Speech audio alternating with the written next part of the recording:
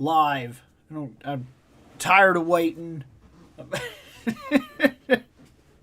I'm not even necessarily anxious to get in here necessarily, but like, we honestly could have went live like an hour ago at the rate that we were ready and everything. Yeah, that's true. Okay. Especially seeing as how it's the me and Bill show today. Yep. As opposed to the other day when it was the me and Shane show. Okay, so what the first thing I'm going to do here is dupe. Ooh, there's new timeout lengths. Ooh. There you go. You can now put people in timeout for different lengths ranging from 10 seconds to 24 hours. Listen to that, people. Don't fucking be spamming shit. I'll time you out for 25 seconds because fucking that's a good round arbitrary number. Okay, so there. Got the Discord there. It's there. It's everybody will love it. It's a fucking Discord thing. Let's go ahead and pin that message. It's pinned. It's a thing. That's the Dismacordy. Okay.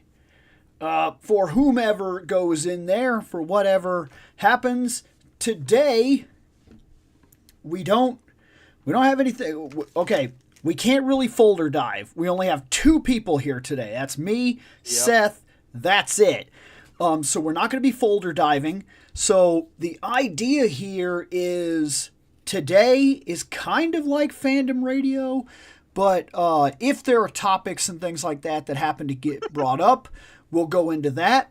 But I'm actually going to run through comments that I find on the videos. And we're going to somewhat talk about some of the comments and whatnot that we get and everything. And as well as whatever appears in the Discord and the general chat. And over here on the other chat, we'll try to just kind of find topics as we go, hang out, and talk. Because, like, oh man, life happens. It's that simple. One of our guys we don't have today because he's at a celebration of life situation. And then another guy, he got forced into work. And then, I mean, it is what it is. Yep. Like my dumbass, anytime that we meet up in studio, I'm probably not going to be able to meet up in studio anymore because, I might be moving again. And that may put me further away from the group. Yep, so this show might actually go 100% Discord, so we've got to start kind of working out certain bugs, figuring out the audio equipment, figuring out the connection speeds, and so on and so forth, and what the show can handle, and what the format is going to look like. Now, folders and whatnot we could still do. We've done Discord, we've done the folders with the Discord. Some people whom handle the actual stream have been better at it than others. We need to make that into a standard and so on and so forth. But for what it's worth, it's doable. Right. So that should be fine. We'll figure it out. We'll get everything taken care of. But it's going to take a minute to do it. It's no more complicated than that. And step 1 is to start getting in here, doing some shows, and to discuss the fact that the show is altering substantially. We've been folder diving for a long time. Mostly Kamen Rider, and Super Sentai, robots, things of that nature. What's up there, Scott? Scott's in the chat today, guys. And while this has been fine, it has drug on the actual hosts substantially. Like, this is not the kind of show that we started. We don't get paid for this. So when the show became nothing but Sentai, nothing but writers, and even when we try things like, we'll step away for a minute, it still then reverted to be the same thing. We were folder diving. This show originally started as a fandom network where we talked about the movie Kick-Ass. We did an entire episode on Bruce Lee. We talked Yep. comic books. We talked comic book movies. We talked man, it was just one video games. We had entire ridiculous episodes talking about video games. We did legacy reviews, Yep. like all kinds of stuff. And it used to be, even for a while there, that we were running a system on the show where we just would start and just talk. Yep. And then wherever that took us was where that took us. And then slowly but surely, like I said, the show became what it became. So I don't know exactly what we're going to pivot. We're not doing away with the folder dive things. We just don't have the people today. That's a big part of it. So Right. we are still going back, because we're the Fandom Night folders. They still exist. They're still very much something we have to go over, but we have to have the team to do it in order to give all the ratings and do everything we want to do. And there's also different situations,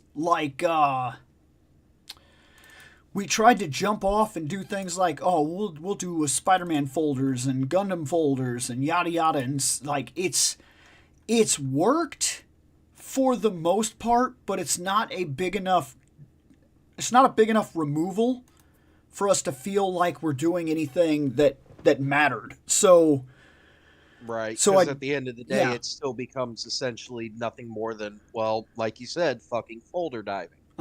Which, I mean, that's really the biggest thing. Like, we've discussed behind the scenes doing other shit. Like, obviously, we have the D&D episode that will happen. We're just waiting on the DM to get everything set up for that.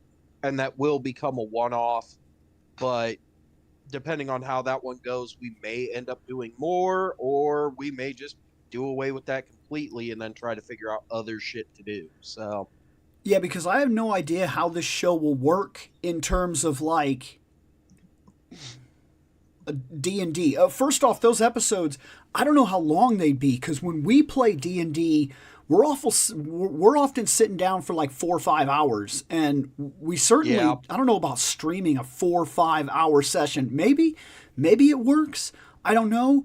But in all reality, it seems like that would be really long to sit through for somebody that isn't, playing on a Right. personal level. I don't. well, it Do depends, you watch because- 5-hour D&D streams? Because that seems like a lot Yes. to me. Really? Yes, actually, I follow the Unexpectables both over off of Twitch as well as here on YouTube. So free shameless plug for them. But I follow them. I've watched every single campaign that they've put out, including the first campaign. I've ran through it twice. The campaign that they're running through now, which is the second main campaign, obviously that's still ongoing. They did a Warhammer 40K all orc campaign, which I've watched because it's only fucking 9 episodes. I've watched that shit 50 fucking times because it's just funny. Watch it. Because you get to hear all the boys sitting around and talking about the Docker, right? And while they's talking about their Docker, they's also worrying about all them Umi gits and them Chaos lads and everything else that they got to deal with. And just kind of how crazy fucking Warhammer 40K can get.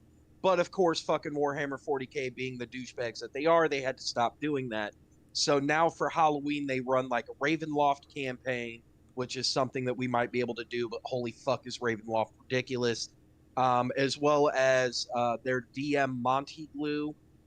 She has her own live stream channel where fucking she's running through Dungeon of the Mad Mage with a bunch of friends. I watch a lot of fucking D&D shows. I mean, I And get that. To be fair, the plus side to D&D is you can literally I'm at work. I'm doing my job. I'm waiting on customers.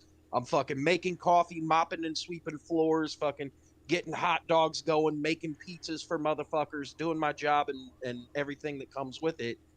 And I've just got it on in the background in my headphones, just kind of listening in and going, okay, all right, I know what's going on. They're literally doing.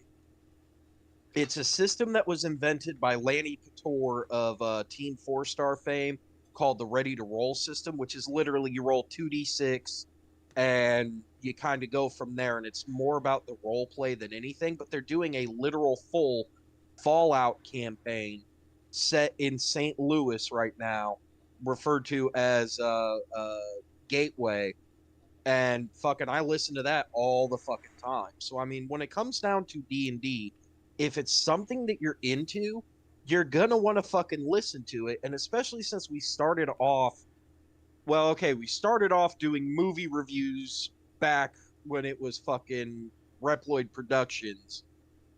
But like once we became like Fandom Night for real, and all we did was fucking podcasts, then yeah, it's real simple to do that. And of course, chat can easily get involved with like the fucking in jokes and making fun of shit. And sometimes meta knowledge will be thrown around. Usually, what ends up happening is like almost everybody's told, hey, you stay the fuck out of the chat, other than like the one or two people that have to fucking be there to make sure nobody's, throwing around any type of slur or anything like that in chat, being like, cool, you're a douche nozzle, fucking permaban. But fuck, I'm doing that right now. Like, Idris was being a smartass and he said, pineapple deserves to be on pizza. And I was like, you get a 10-second timeout for that. That's why his lol comment is there. It's like, nope, no pineapple on pizza because I'm on that team. Dang. So, look, the first question we have here. Sauce. The first question we have here is: have we considered doing a Jackbox episode? So here's the thing. Yes, originally that was a real possibility. Lately it is not, and the reason is because if you think you've seen us burnt out on folders lately, you don't know the fucking half of it when it comes to Jackbox. I can explain it in the most fucking polite way possible. So when all of us guys get together and we have like just a hangout night. So if I somehow magically have like a week off of work where I could get my third shift brain into like a first shift or second shift kind of thing, and I can hang out all night, we all get together. We all have wives and girlfriends and significant others and shit like that. So we'll sit down and all of us will debate, all right, what do we do?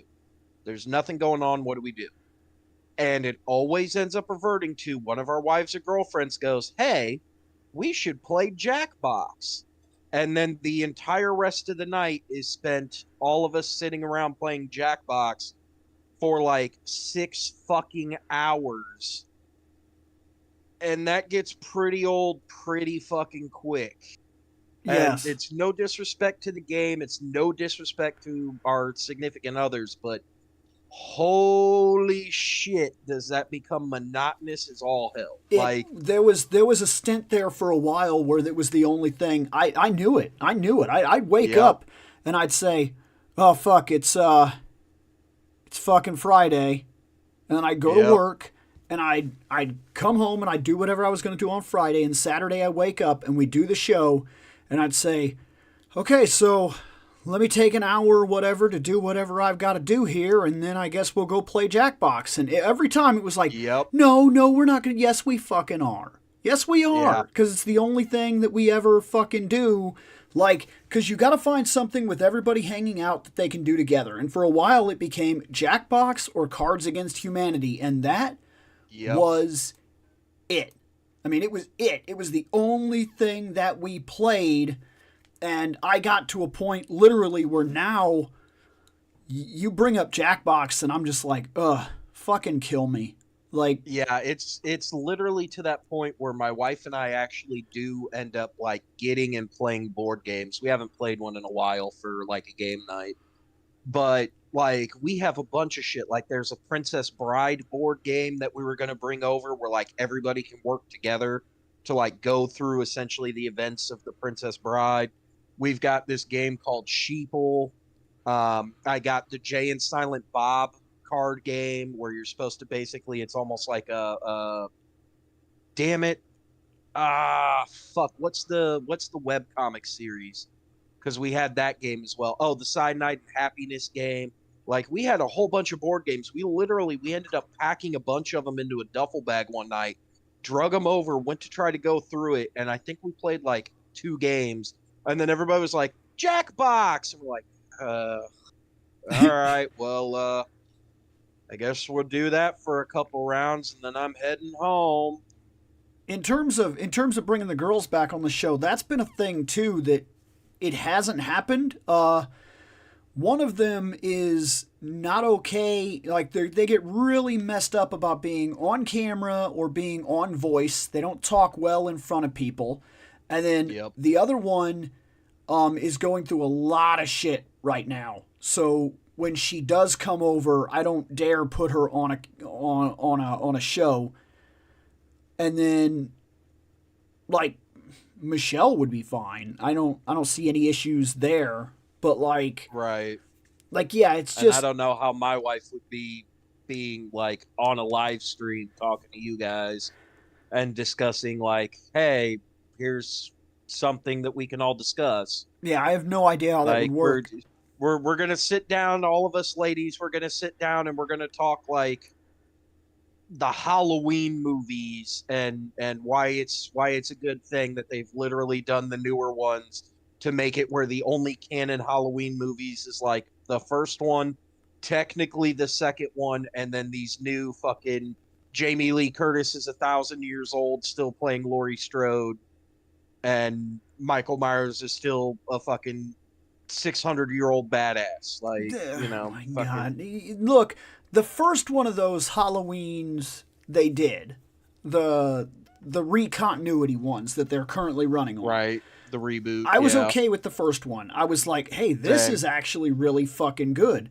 The second one I was okay with all the way up until the end when they ruined it for me. Like, I'm telling the whole movie, I liked the mob mentality. I liked chasing the wrong people. I liked the way that they were scared and they became every bit the same monster as the monster that hunted them. I liked all of those concepts. Well, yeah, that's because horror movies are designed to basically be a fucking morality play. Yeah, but like, then... how would human beings actually react to this situation? Then... So it was beautiful. But here's the issue. So, a big fucking spoiler, but they're already on the third movie and past the third movie, and if you didn't bother watching it by now, you weren't going to fucking watch it anyway, so I don't give a shit. The issue here is that they all find him, and I'm telling you, had they allowed the end of the movie be that these guys just beat him to fucking death, like beat him worse than he ever killed a single one of them, and then leave it, there would have been two kinds of people with the ending. I think that went a little too far, and people that were like, good, justice, leave the movie alone. At that point, never touch it again. It's done. You've seen what happened, and but instead, they beat him to death, and he like gets back up because he's like fucking supernatural immortal, which I guess he always was, but not in the original continuity. He wasn't. In the original continuity, in the first two films, he was just a dude that was a psycho that for whatever reason could survive a bunch of stuff. Like, the things that he survived were things that if you were willing to subvert your expectation a little bit, you could accept it. You're like, okay, he got shot. We don't know exactly where he got shot. The room was dark. He gets shot like 4 times. He falls out the window. I've fallen off a roof before, and I'm okay. Like, I'm okay. So it's believable to me that maybe he was too, and then the second movie runs its course, and then he gets hit, and then it gets on fire, and he's dead. But if we delete the second movie and we go directly into Halloween, and then the second Halloween movie, and then we ended it that way, that's still just a dude, and all 3 of those movies would run fine. When he gets back up and plays the supernatural angle, I'm immediately like, God damn it. And so because then they're basically just going back into the old fucking timeline. And that's what ruined Halloween. Because what got old was they kept bringing this dude back, and after a while, I know that it reaches the same point as like Jason and things like that, but like realistically, like when you start playing with things like the Thorn trilogy, yeah, exactly what Ronan is saying right there. Once you start going into like the later movies, the reason they got so stupid is because you can't keep playing that angle. Now Friday the 13th handled it differently. Friday the 13th, they said, all right, so the first movie is his mom. Movie 2 and 3 is Jason, and Jason dies in the third movie. Movie 4 is a copycat killer. Movie 5 is when we jump into the supernatural and he's reanimated. And at that point, all bets are off. We're playing a weird zombie killer film because wait, I thought 6 was the reanimation and then 5 was like another. Well, 5 is Jason. 5 is Jason again, and then the kid hacks him to death. And then in the 6th movie, they stab him and lightning strikes him, and he gets back up as a zombie. But he has to already be supernatural. Right. He has to already be supernatural by 5 because he's dead in part 3. They hung him. And he was blatantly dead. They didn't. The hanging didn't kill him. They hung him, and then they still killed him physically after that. Right. And he was very blatantly dead to the point where the next movie was a copycat killer that was mad that his son got murdered in the whatever that weird home was, that home thing where they were housing troubled individuals. Yeah. And then, like I said, 5 shows up, and 5, it seems to be Jason. Maybe it's still a copycat killer, but if that's true, then the copycat killer that gets killed in the 5th movie is the one that gets reanimated, so we've still never actually seen the same Jason since part 3.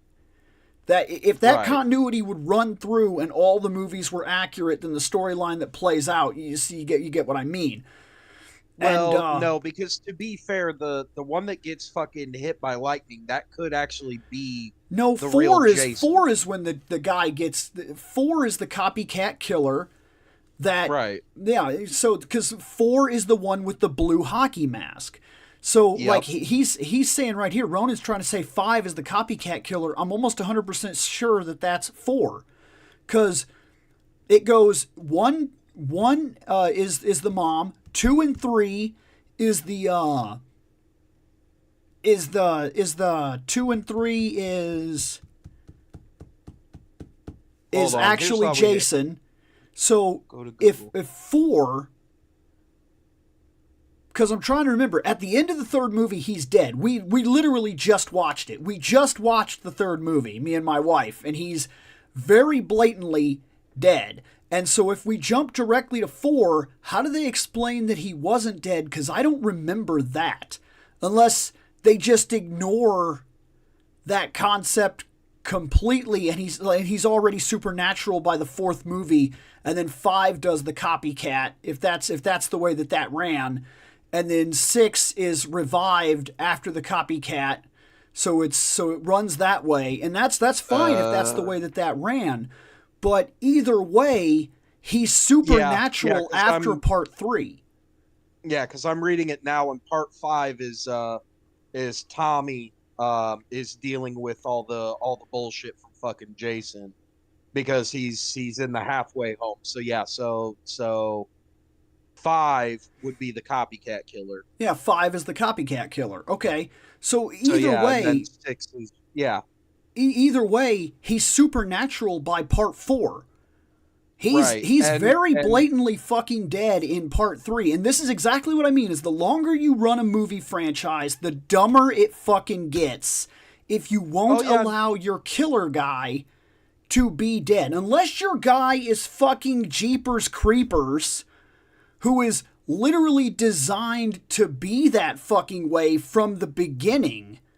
See, and I was actually about to bring that one up, Ronan. Fucking Jason Goes to Hell. That was part 9, and part 9 was actually supposed to lead into fucking Freddy versus Jason, but it was supposed to be Freddy versus Jason versus Ash because originally it was supposed to be that the reason why Jason is a undead psycho killer is because fucking Mama Kruger fucking found the Necronomicon and tried to bring back her dead son, and in doing so turned him into a fucking deadite. But because something had happened where the movies ended up not being a part of like MGM, they got moved over to Lionsgate. Yeah. But fucking Yeah, and then Evil Dead that's a new didn't problem at the time. altogether as well, because if you try to buy Right. like a collection, like a Friday the 13th collection, there's two continuities, because there's one movie, there's one film studio that owned it, then lost it. Yep. It went to a new film studio and followed a new continuity. Those movies are not connected. They're not connected because that's a different Jason in a different owned company with a different set of movies that just lightly indicates that the other movies happened but didn't happen the same way. And that's important because when you buy a collection, you only get like, what is it, 1 through 6 or 1 through 7? Yeah, it's like 1 through 6. No, you get Manhattan. I know you get Manhattan. So I think the movies Which cut would mean off then at that you would 9. get up to 8. Yeah, because like Freddy goes, sorry, not Freddy. Jason Goes to Hell and Jason X. Those are a different film company, so the character is owned by a different thing and is following a different rate of continuity. Because movies that go forever just get complicated and fucking stupid. Like it's unavoidable. They get fucking stupid.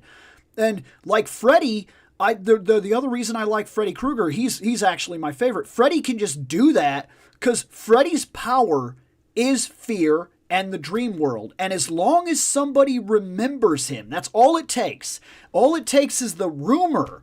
Like, everybody can forget him, and then one day, 100 years later, somebody can find a diary and be like, can you fucking believe if this shit was real? And then one kid is like, I heard it was. And then if there's even the shred of doubt in your mind that, no, I mean, no, it's probably based on something real, but it's too late. Yep. He's there. He's alive again. You can't get rid of him without completely deleting him. And then just like in Freddy vs. Jason, which I love that movie. I don't give a fuck. That movie's fantastic. In Freddy vs. Jason, the thing that made it really cool was he invaded somebody else that knew him indirectly. Somehow, his legend was already circulating in Jason's childhood. My guess. Because he was able to enter Jason's dream. Jason's an undying creature. He enters Jason's dream and he's like, hey man, go cause shit. Because he plays kinda it. Yes, and kind of no. Well, because Freddy can only manifest in somebody that knows him, even if it's indirectly. So Jason had to have existed at a time when the rumors were already going around. Because he can't appear to you without you having some form of mild indication. The first kids he was able to infect was only the kids that were directly affected by his curse. After that, he only lives through rumors, and once you catch a glimpse of the rumor, then he can enter your life. Until then, he doesn't exist. He can't just kill you. He acts like an infectious disease. So if he enters Jason's sleep while Jason is dead, Jason had to have had some form of associated rumor in his childhood that said Freddy is real. Even if it was a boogeyman story and he never affected Jason directly, because why would he? That was his ticket in to pose as Jason's mom and be like, hey, go cause shit. And all he needed was one kill, just one fucking dead kid around Elm Street for even one cop to say, we just locked this shit down. You better get this shit under control right fucking now. And that's it. He's in there. He's in. Well, now he's alive that's why again. I said kind of yes and kind of no, because I believe at that point, since New Line, or well, whatever company owned them before New Line ended up buying out that company. But when New Line had it, at the very end of Jason Goes to Hell, it's Freddy's claw Right. that drags his mask back down, which Right. that would have been the end. So it's not so much that's that he fine, had to but have killed somebody that knew. that's fine, but That that's was the end. exactly what I'm getting at is that Mhm. Freddy can only enter Jason's reality, his dreamscape, Yep. by Jason having some association or some Yep. small area. There had to have been rumors already when Jason was a kid. Putting timeline into effect, that means that Freddy either happened at the time that Jason was a little boy. And Right. I know you could track the years back and you could say this and that, but look, everything is everything in terms of these run-on fucking shows is subject to what do you call it? Retroactive continuity. All of them. So if we're going to play around with the timeline, the only way he affects Jason is if he was already a thing when Jason was a kid. There had to have been an association that made it possible, or he can't do it. The very storyline itself in Freddy versus Jason is they've deleted Freddy by making everyone forget him. Anybody that even heard so much as a fucking whisper in a hallway was institutionalized. And then if they died at that point, fuck them. They can't talk to anybody. That's fine. Yep. And that's how they got rid of him. They just deleted him from existence. If you have even the inkling of his existence, you're susceptible. And that's why I've liked Freddy, is they can do whatever they want with him. And it's okay. He can be as ridiculous as he wants, as scary as he wants, as cool as he wants, as funny as he wants, and it's okay. But you can't do that with like Michael Myers and Jason. Once you put down the foundation of, hey, Jason's a killer guy, that they thought he drowned, he never actually drowned, he's a fucking hermit guy in the woods, he's creepy and weird and shit, and he watched his mom get beheaded, and it fucked him up even worse, you're fine. At that point, you're fine. You have the storyline put down. Then you kill him in like 4 movies. And after 4 movies of killing him, they don't move on from him. They're just like, what if he was a zombie? And they're like, why? I don't know, because we need to make a fucking movie? That's why? No, it's because we already fucking went over this fucking many moons ago. You have to create something Freddy Krueger ridiculously is the stupid. modern version of Dracula. Yeah, but then that's a whole and then the whole idea that like you said Fred's mother or whatever is the one that like found the Necronomicon or some shit, and now they retroactively. Jason's mom found the mom. Okay, because I was gonna say like Freddy's mom is a fucking nun. Like what's she doing with a fucking? Okay, that no, okay. No. Like I said, it was Jason's mom was the one who found the Necronomicon, which was supposed to lead into the Freddy versus Jason versus Ash. But like I said, like we've already discussed this. Fucking Freddy Krueger is supposed to be the modern day take on Dracula. How many times have they rebooted Dracula? Like a fucking million. There's a million different versions of Dracula, a million different stories, and a million different things going on with him. How many times have they fucked around with fucking Frankenstein's monster, which is fucking Jason Voorhees? What, like fucking 3? If you include fucking the Van Helsing movie? Like, they don't really fuck with too many of the other monsters. So when it comes down to it, like, yeah, of course they're going to keep, like, bringing Freddy back and doing cool shit with him. Now, in terms of what fucking RPG and fucking Ronan are talking with Chucky, yeah, Chucky is fucking voodoo, but here's the fucking problem with Chucky. They had decided a while back that what they were going to do is they were going to split Chucky into 2 different ideas.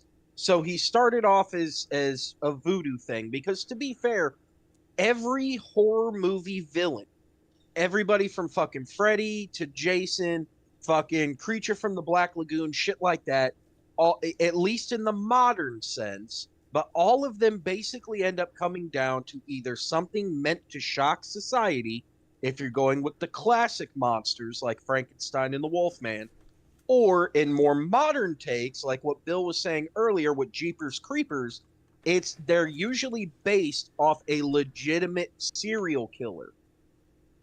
Like fucking Jeepers Creepers is actually based off of a dude where he got into a fist fight with his wife.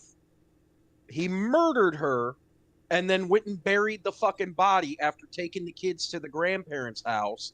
While he was burying the body behind a fucking church, this old couple was fucking driving by, and the dude hopped in his fucking truck because he thought he was seen by them and literally tried to run them off the road, where he later ended up being found because they did an episode of unsolved mysteries on him. And there's nothing creepier than that motherfucker telling you, hey, here's a mystery that we haven't been able to solve yet. Because that dude was fucking truly creepy. Yeah, okay, but then also Jeepers Creepers is based on the creeper in general is the Mothman. They took an urban legend, they mixed it with a real story, and then they were like, and then you could do whatever you want. The creeper can't die. He can't die. He can rip his own head off and grow it back. I mean, you can do infinite movies where the only thing that holds you back is that by storyline continuity he's only supposed to wake up like every 20 or 23 years. It's supposed to be every 23 years, but you haven't seen the new movies. I haven't seen 3 and 4. I've seen the first 2 and I know about 3 and 4, but I've yet to actually sit down and watch them. And I think the reason is because of what we've been talking about right here. The longer it goes, you have to start coming up with excuses to deny your own backstory and own continuity so that you can create new continuities and new excuses for why your movie keeps going. And after a while, you get to the point where you're like, this is getting fucking stupid. Like Jason got fucking stupid. Chucky got fucking stupid. That idea right there, he's voodoo. Okay. Oh yeah. In the first movie, yeah, go ahead. in the first movie, he puts himself into a doll. Acceptable. In the second movie, these dumb motherfuckers use the same doll. Just one part of it. They use the same fucking doll, and they make him again just to prove shit. Like, and that's all it was. It was just like a fucking hardcore dick company move. Like, hey, this is full of bullshit. And then they like scrape him up and shit like that. And for some reason they reuse him, which I don't know why you would do that when you're that big of a company, but they did, okay? So now the continuity that falls in line is that even if a part of him is recycled, the soul lives within the plastic and pieces of Chucky. So no matter what, all you got to do is use a part of him and he gets to come back. So the third movie, they scrape him off the ground and they recycle the plastic into the new vat. Yep. And they're like, which technically should end up it should have made an entire army of them. Go with what's happening in the new movies. At that point, it kind of allows him to jump from body to body, because if he dies and his soul has to hitch on to something else that's still connected to the original trace of the voodoo magic, quote unquote, then every time you killed him, he would just basically jump to somewhere else where his plastic had been recycled to. Like, you made it that much more difficult to get rid of him by baking him into the next vat of 50-something fucking dolls. Which, even that's acceptable. That works. You know what I'm talking about? And so now we're looking at you do all that shit, and it's still not necessarily at the point of being stupid. You have enough information where you can get away with it, but then if I remember right, they go like, how did he come back in the I think it's Bride, because the first 3 movies work 4. Fine. And then Bride, she does something she transfers his soul back into a doll that she made. All right, so now we have officially hit my level of expertise. So, after it becomes blank of Chucky, that's the entire series is of Chucky. Right. So, Bride, she literally takes all of his pieces from the third movie, because he gets hacked to pieces when he falls into that industrial fan. She sews his ass back the fuck together, and then fucking basically does the ritual to pull the soul back into the exact same doll. Which, okay, now hold on. That's fine, but we've already hit our continuity problem. She doesn't have to bring him back. Case in point, anytime you reuse the plastic, it's already been proven in the second and third movie that he just comes back. So she didn't have to do voodoo trick magic. All she had to do was rebuild him and wait. It's automatic. We know from the second and third movie it's automatic. So whatever spell she did technically does nothing. I mean, realistically. But with him being rebuilt from the same plastic, he's still following the main point continuity that they laid down for the second movie. If you reuse any part of him, he's coming back. So that does make him kind of tough to kill. Yep. Unless you just hack his ass up and then bury him and don't like reuse him or whatever. Like, that's fine. You can get rid of him that way.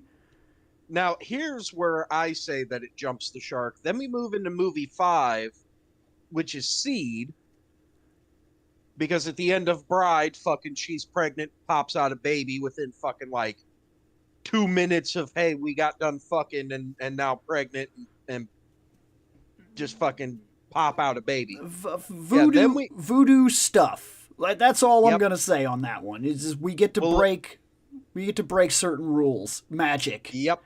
Well, then we get to movie 5, which is Seed, where it's a prop of the dolls set in our real life universe. Right. Not this fake fucking universe where he's been running around. Now it's supposed to be in the really real world with fucking Redman and actual Jennifer Tilly playing herself. That's because they're trying to do what Freddy was going for at that time, where he was an actual dream demon that was being kept in check by us constantly talking about him. He only operates as a rumor, but as a giant icon making movies, he was trapped in the movies. Like they were saying that Wes Craven had created a reality that he trapped the monster in. And it was only when he stopped making movies that the thing was able to go back out into the world and whatnot, which is, it's fine. It works. And like I said, with the Freddy mythos, you can get away with that. So then they do it, like you said, on this end with Chucky, and now they're trying the same game with Chucky. What if Chucky was in our world and the dolls are fake? They're very much studio props. Yep. But then here's the part that I don't remember, is somehow they do end up being transferred into the movie props. That's the only bit I don't remember because it's been a minute since I've seen it. So if I'm not mistaken, though, isn't it the idea that Chucky, I don't think that's in our world. I think that's supposed to be in his world after, because I think Chucky is destroyed. He is dead. Right. And then I think they get, like, basically a movie company cashes in on the rumor. Oh, yeah, that's right. So it's still in his universe. We're still playing by the same rules. If that movie prop used any kind of plastic or anything like that, then he's still fair game. Because Ronan even said it himself. The kid broke out because I forgot. They have the kid. The kid actually. Oh, there's a dude using him as a dummy, wasn't it? Wasn't there a dude that was like using him? Yeah, he was trying to use the child as like a ventriloquist dummy. Yeah. He was able to get the fuck out of the cage and like go down, and because they're using the plastic that they're made out of, he was able to bring the parents fucking back. So yes, then we get to Curse. We have to play around with it, but it seems like Chucky works. It seems like it gets stupid. Yes, but at least the continuity is substantial enough that it works for him all the way through.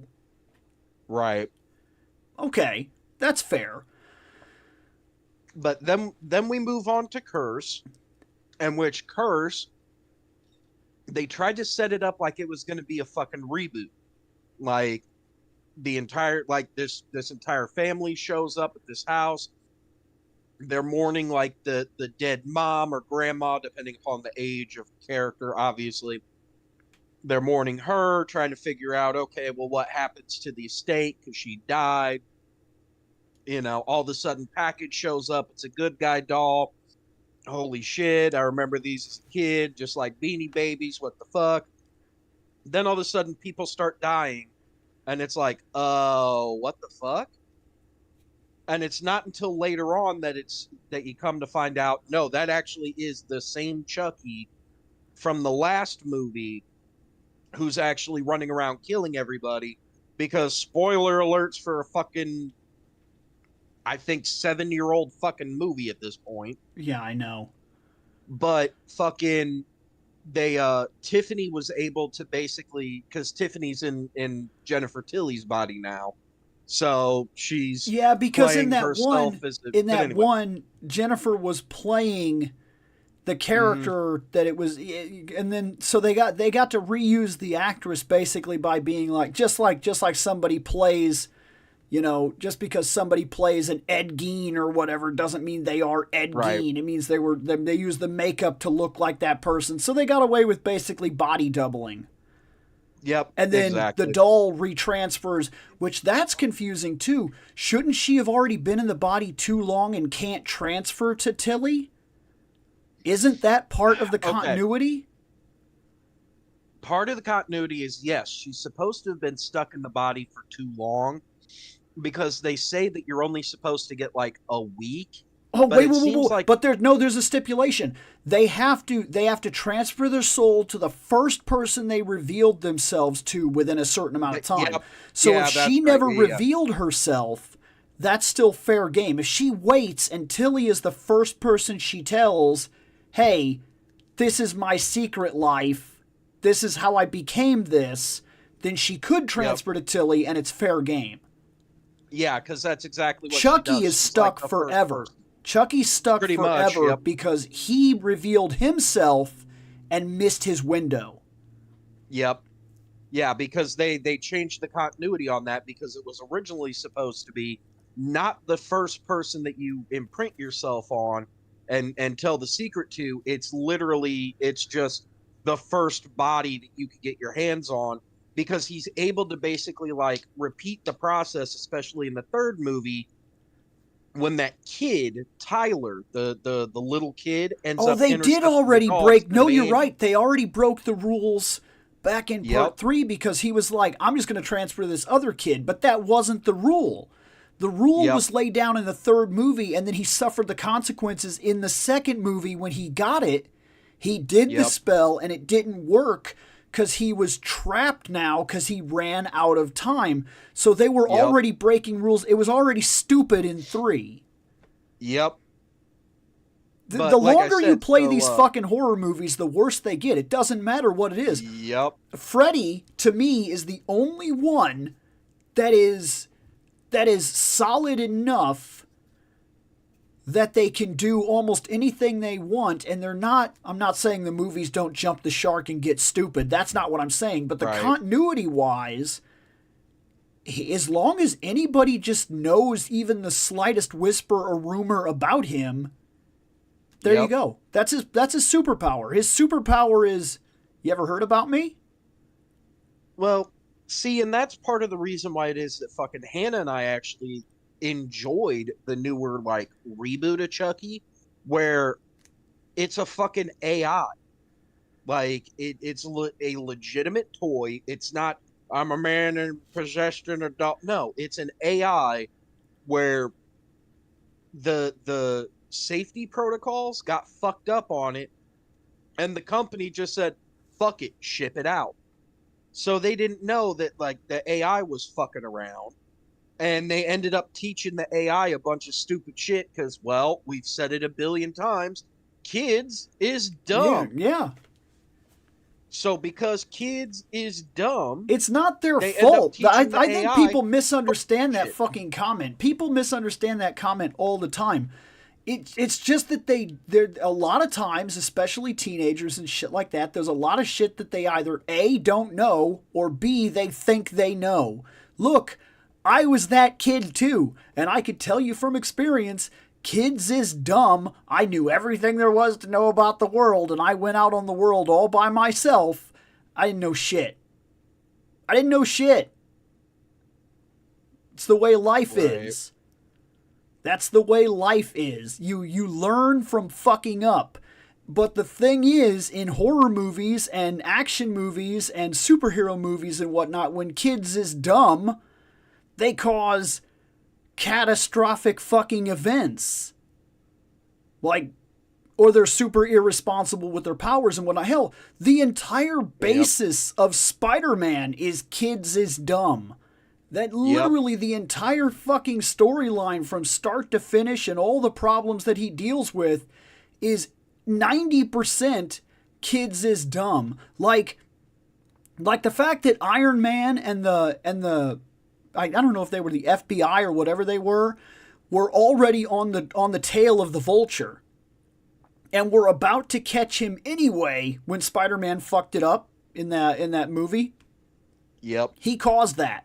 He causes that. The cops and shit were already there waiting for it to go down. Like, he fucked that up. Oh, for the love of fuck, Ronan. Tremors? Those are the big snake worms, the sandworms that, like, they feel you move and then they eat you. They're blind sandworms that essentially have tremor sense, if we're going into D&D. Yeah. That have been around since the time of the dinosaurs, yet have all somehow managed to just die out, except for this small little group that's stuck down here inside of this fucking... Yes, Ronan, I know they're graboids. I was about to bring that up. But they're essentially prehistoric dinosaurs that bury themselves in the ground and can quite literally only tell what's going on because of tremor sense, yet somehow they have died out throughout the entirety of the world, except for this little tiny group that's stuck inside of a fucking canyon that's surrounded by big rocks that they can't fucking just pass through. They're the only group that fucking survived, and yet they haven't killed a single person living in this town that was founded in the 1800s until 2 days ago.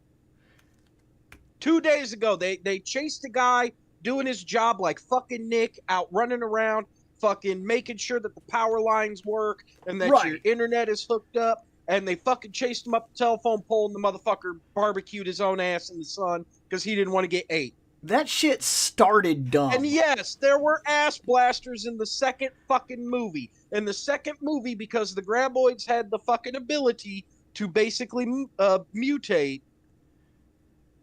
Is it the third movie? No, okay. Even if it is, so it's still dumb. It's the continuity of it starts dumb. They can't die out in an entire fucking worldwide region, and then somehow they've been alive the whole time, and nobody ever knew about fucking sand snakes until, oops. Right. Yeah, and until in 1999 when fucking Reba McEntire is hanging out with her gun-crazy fucking husband in the middle of a fucking desert canyon in Arizona, and all of a sudden they fucking find out, oh, hey, there are these worms. They're fucking eating everybody. In which they don't game the name, they do not get the name graboids until one of the guys literally goes, fuck it. They're newly discovered. I'm going to call them graboids. Fuck it. And then they start finding out. I'll badmouth Bert all I want. I love his character. He's the only thing that saves those fucking movies is Bert. Now, that's beside the fucking point. There, I got me a drink. Now I feel better. I never thought those movies were good. I'm sorry. I always thought they were stupid. Only thing, that's what makes them good. They're that's fair. That's fair. That's fair. That's what makes them enjoyable. You know they're gonna be shit. Let's watch people die. Nope, that's absolutely fair, and because they were designed to be that works for them. Yes, that's fine. Because they were designed to be shit. But yes, so now all of a sudden, holy shit, they've been around for millions of years, and now all of a sudden we're finding them down in fucking Central America, and we're finding them over in Africa, and there's a few of them in Asia. Let's just go hunt them and get rid of them. And then the second movie, oh shit, they can fucking mutate. It's been 2 million fucking years. They're only just now mutating into other versions? Takes a minute. And then from that point on, it's rapid fire. It's like every couple years there's a new thing. Yep, exactly. It's so fucking and yes, that's what makes Bill absolutely fucking right on this is if you're not meant to be fucking jump the shark ridiculously stupid from fucking Jump Street, which is what makes you enjoyable like fucking killer clowns from outer space, like it drags out so fucking long that you just start fucking everything up about your series. Like, not even, hey, we're gonna break a rule here in the third movie, like with Chucky, or hey, Right. we're gonna fuck up a couple things here on like the 15th fucking Elm Street movie. Oh my God, the Saw movies. Oh my God. Okay, look, the Saw movies are predicated on one thing that automatically makes them fucking horseshit.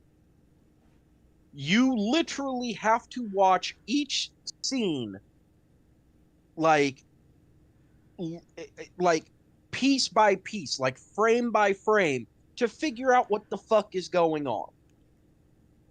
Well, look, so They've literally I'm gonna drug be honest. so I'm many gonna be honest. fucking I characters. can't dissect it yet because I bought the entire collection back when these movies were first coming out. I saw the first four, and I haven't watched a single one since. I bought like I think it was like an 8 movie collection. I think, if I'm not Right. mistaken, it's like a Blu-ray. It's It's like a something like fucking that, big yeah. collection.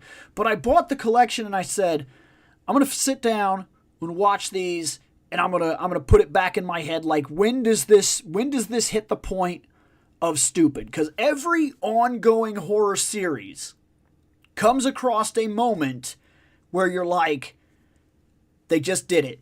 It is now, from this point forward, in stupid territory. Like, even if it's good, it doesn't. I'm not saying that the movies can't be good. I'm saying that there comes a point when you've entered the territory of stupid. Jason, on my opinion, Jason enters stupid territory at movie 4. Part Yeah. 1 works. Part 2 works. Part 3 works. The storyline that you've laid down, the continuity that you created works. He is dead. Dead as a motherfucker in 3. As soon as we get to 4, we have entered stupid territory. Now just do shit. Whatever. It doesn't fucking matter anymore. And no, Halloween, no, I'm gonna first 2 argue with you on movies. that, Zaggy. Halloween, I see the first 2 movies as doable. Once you get to the third fucking movie, no, well, to be fair, Well, the okay. third movie also works because it has nothing to do with it. It's a whole different storyline anyway. So, Yeah, because Carpenter originally wanted it to be an right, anthology where they were going to be called Halloween, but be different fucking stories, kind of like with Creep Show or fucking Tales from the Dark Side right. or Tales from the Crypt. They were So, supposed to be different so every time. movie 4 enters stupid territory on him because by that point, you then have to sell me this idea that he was comatose and hadn't moved for like so many fucking years, and then just like he just gets up and starts walking around and he's a bad motherfucker. And I'm like, no, no, because Right. you sold me on the idea that he was just a man. He would wake up with atrophy so fucking bad in his muscles that he couldn't be a threat to an 80-year-old man on life support. Like, Shit, he wouldn't be able to be a fucking threat to a housefly. that's what I mean. So if you're going to sell me on the idea that he was always just a dude, then he was always just a dude. And then they start going into, well, you got to understand because voodoo and thorn and blah blah blah, and I'm like, oh, just Yep. we've done it now. We're at the territory now. We're in stupid territory now. Yep. And And so in Chucky terms of Chucky hits stupid territory at movie 3 when they start breaking their own rules. And then like I said, yep. we could still retroactively explain it with headcanon. But Yep. has entered its stupid territory. It broke its own rules in movie 3. Now, Like, in terms of when Saw turned stupid, Zaggy, I'm going to tell you, Saw turned stupid by like the second or the third movie when quite literally Jigsaw, because, okay, so the whole purpose of what Jigsaw is doing is to quite literally make you like repent for how you have lived your life. If you went through life like I do, where you think everything is miserable and life fucking sucks and you don't have enough money because you always have shitty jobs and fucking you're constantly in pain because you fucked up your back and your feet hurt from standing all day and life fucking sucks. You're miserable, Yeah, right? just to jump in, because just to pass on a little more of what you're talking about. Keep in mind what he's about to explain.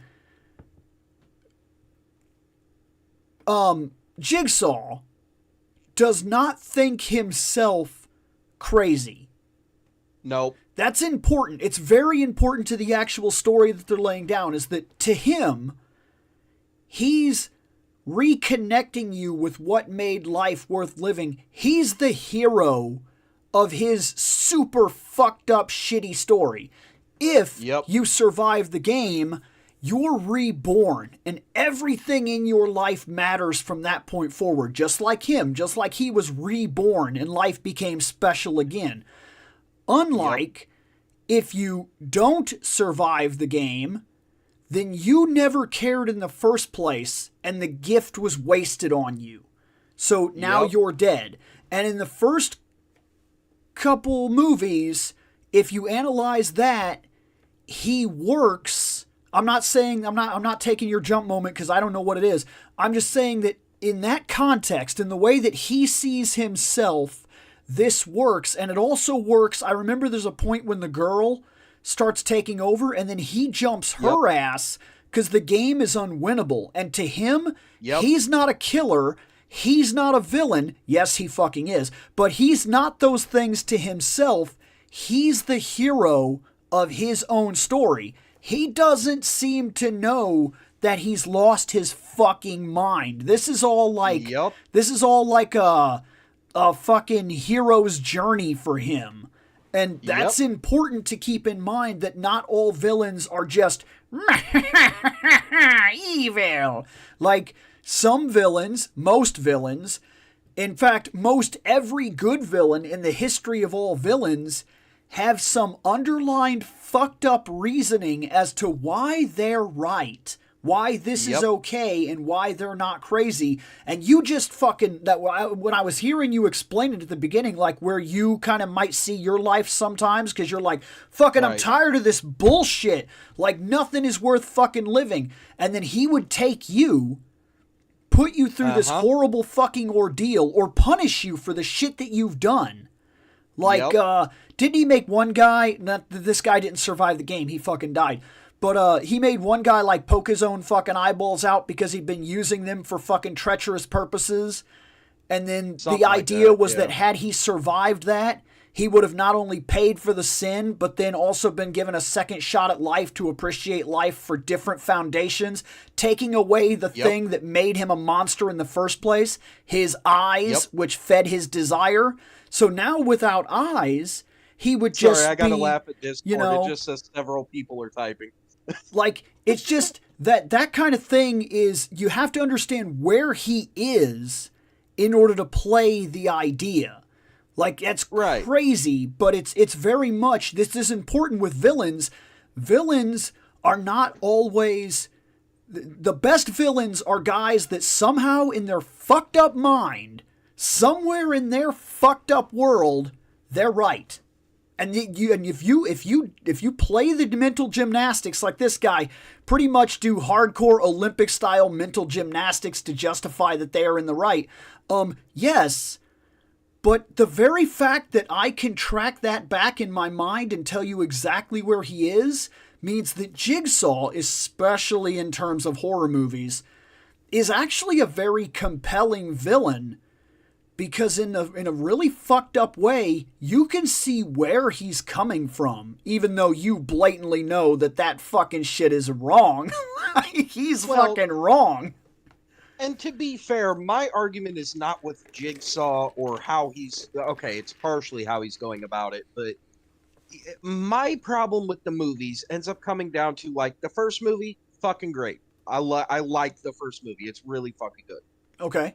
The second movie, dude, when he fucking stood up at the end of that first movie, I like to fucking shit my pants. I don't give a shit. Like, dude, I remember, and when he fucking stood up, man, I'll never fucking forget that, because I was like, oh, wait the fuck a minute. Like, that was Yeah. fucking mind-blowing. They But said then, that dude is fucking dead. Why but then I'm going to say this. Then he I'm going to slams say the this. door. Game over. At the end of that Yeah. movie, though, for all the amazing that it was, I now have to backtrack every single thing that I said, and I have to put something in perspective here. The way he sees himself is right. I honestly believe everything that I explained to you is right. But a little key to him being so fucked up, though, is that he put the key in the tub and did not go through the process of making sure that the key was bigger than the drain. So from the very beginning of the game, there was no way to win, because even the guy that won could not actually escape, because he was like, the key to those cuffs is in the tub. And I'm like, actually it's not now, because you didn't secure the foundation of your game so that I could get the key. I woke up and the key was already deleted from the game. Like, so you kind of fucked me here, man. Like, I won and I still fucking lose because you didn't design the game well. Like, right. Well, either way, like I said, the first one, all right, it's good. Second one, all right, it's okay, but then it starts in on the convolutedness.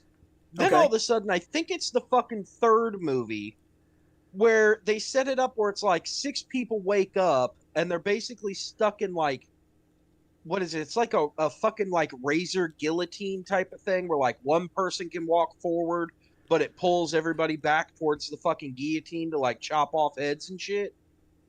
And that's all it does, is it follows these idiots and how they're supposed to fucking survive the game. And that's when I'm like, okay, wait a minute. Whoa. So now we're dealing with, hey, let's follow these idiots. He's barely in the fucking movie. And now we have to see, oh, hey, if we all would have just fucking worked together, we could have fucking made it. Teamwork makes the dream work. What?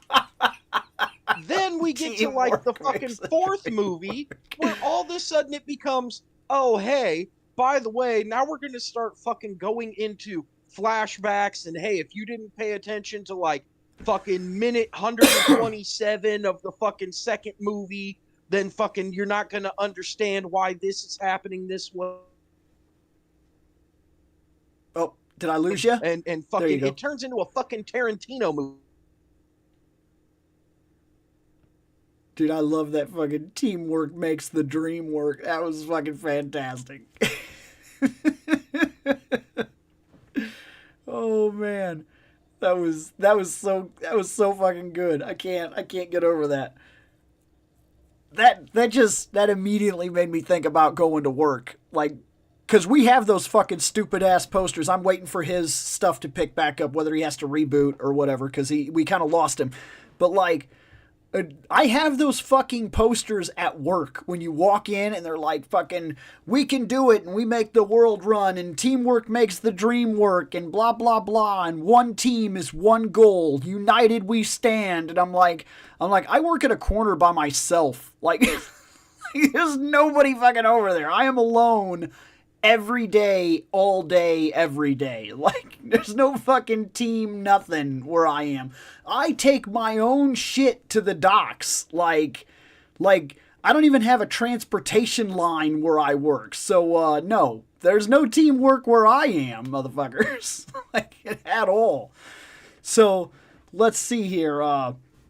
Man, that was crazy how this is what the show used to be. This is what I'm talking about. We just ended up on fucking horror movies because we used to just come in and say, hey, what the fuck is up? And we used to let the chats come in and talk with us and shit. And wherever the conversation took us, we were just talking fandom. And that's something I miss. I miss how this show used to run the random gauntlet for fandom radio and shit. Oh, you're back. Anyway, Yeah, that was fucking horseshit. I literally had to completely quit Discord and That come back I in. said I said that too. I was almost 100% sure that that's what was going on. So I just kind Well, of I kept us left the going. call and then I left the call and came back, and then I was trying to talk, and it was like you still couldn't hear me, and I'm like, what in the shit? So I literally had to like completely quit it and come back in. But anyway, so like I was saying, so then the fourth movie they start turning it into a fucking Tarantino film where it's flashbacks and hey, do you remember fucking minute 27 of the second movie? And then oh, by the way, 2 seconds later, now we're going to show you like what really happened at fucking moment 92 Well, of the first movie. that's because we just got done going through what's going on with his head. And then the Right, movie, rather than psychologically playing with that concept, because they do for 3 films. For 3 films, they play with that idea. They play with the idea that this is how he views it. And so, yes, right, this is super fucked up, but by a continuity right, standard, you would say this all makes sense to the kind of fucked up that he is. Then right, they realize they need a little bit bigger story. So they start playing their own hardcore mental gymnastics and they take you along for the ride where, like you said, they're like, hey, remember the 27, remember this movie at 27 minutes and 32 seconds, this one scene right here? Well, we're reinterpreting this as having meant this and then blah, blah, blah. And then they play hard retroactive continuity from that point on right, to keep you guessing because by the end of the second film, you blatantly know who he is, what he did, what happened to his life, and why his state of mind is where it is. The third movie plays off the concept that he accidentally created a serial killer, which was not his intentions, and he's not right, a bad guy. We're putting that in heavy quotations. He's not a bad guy, and he doesn't appreciate the fact that her game is unwinnable. He's pissed about right. that. That's not his goal in all this. He has a righteous cause. I'm etching those motherfucking quotations into stone right now, okay? But that's where his mind is. In the fourth movie, they were like, okay, hold up. We've done everything we can mentally.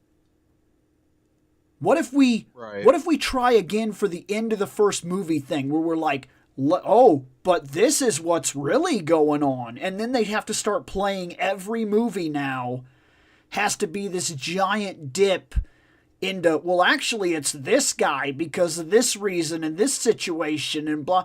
And so you're probably right. Around movie 4, Saw jumps its own shark and gets Yep. stupid. Like it's at that point they're trying real hard to keep the suspense going, to keep you being like, I don't know what the fuck is going on here anymore.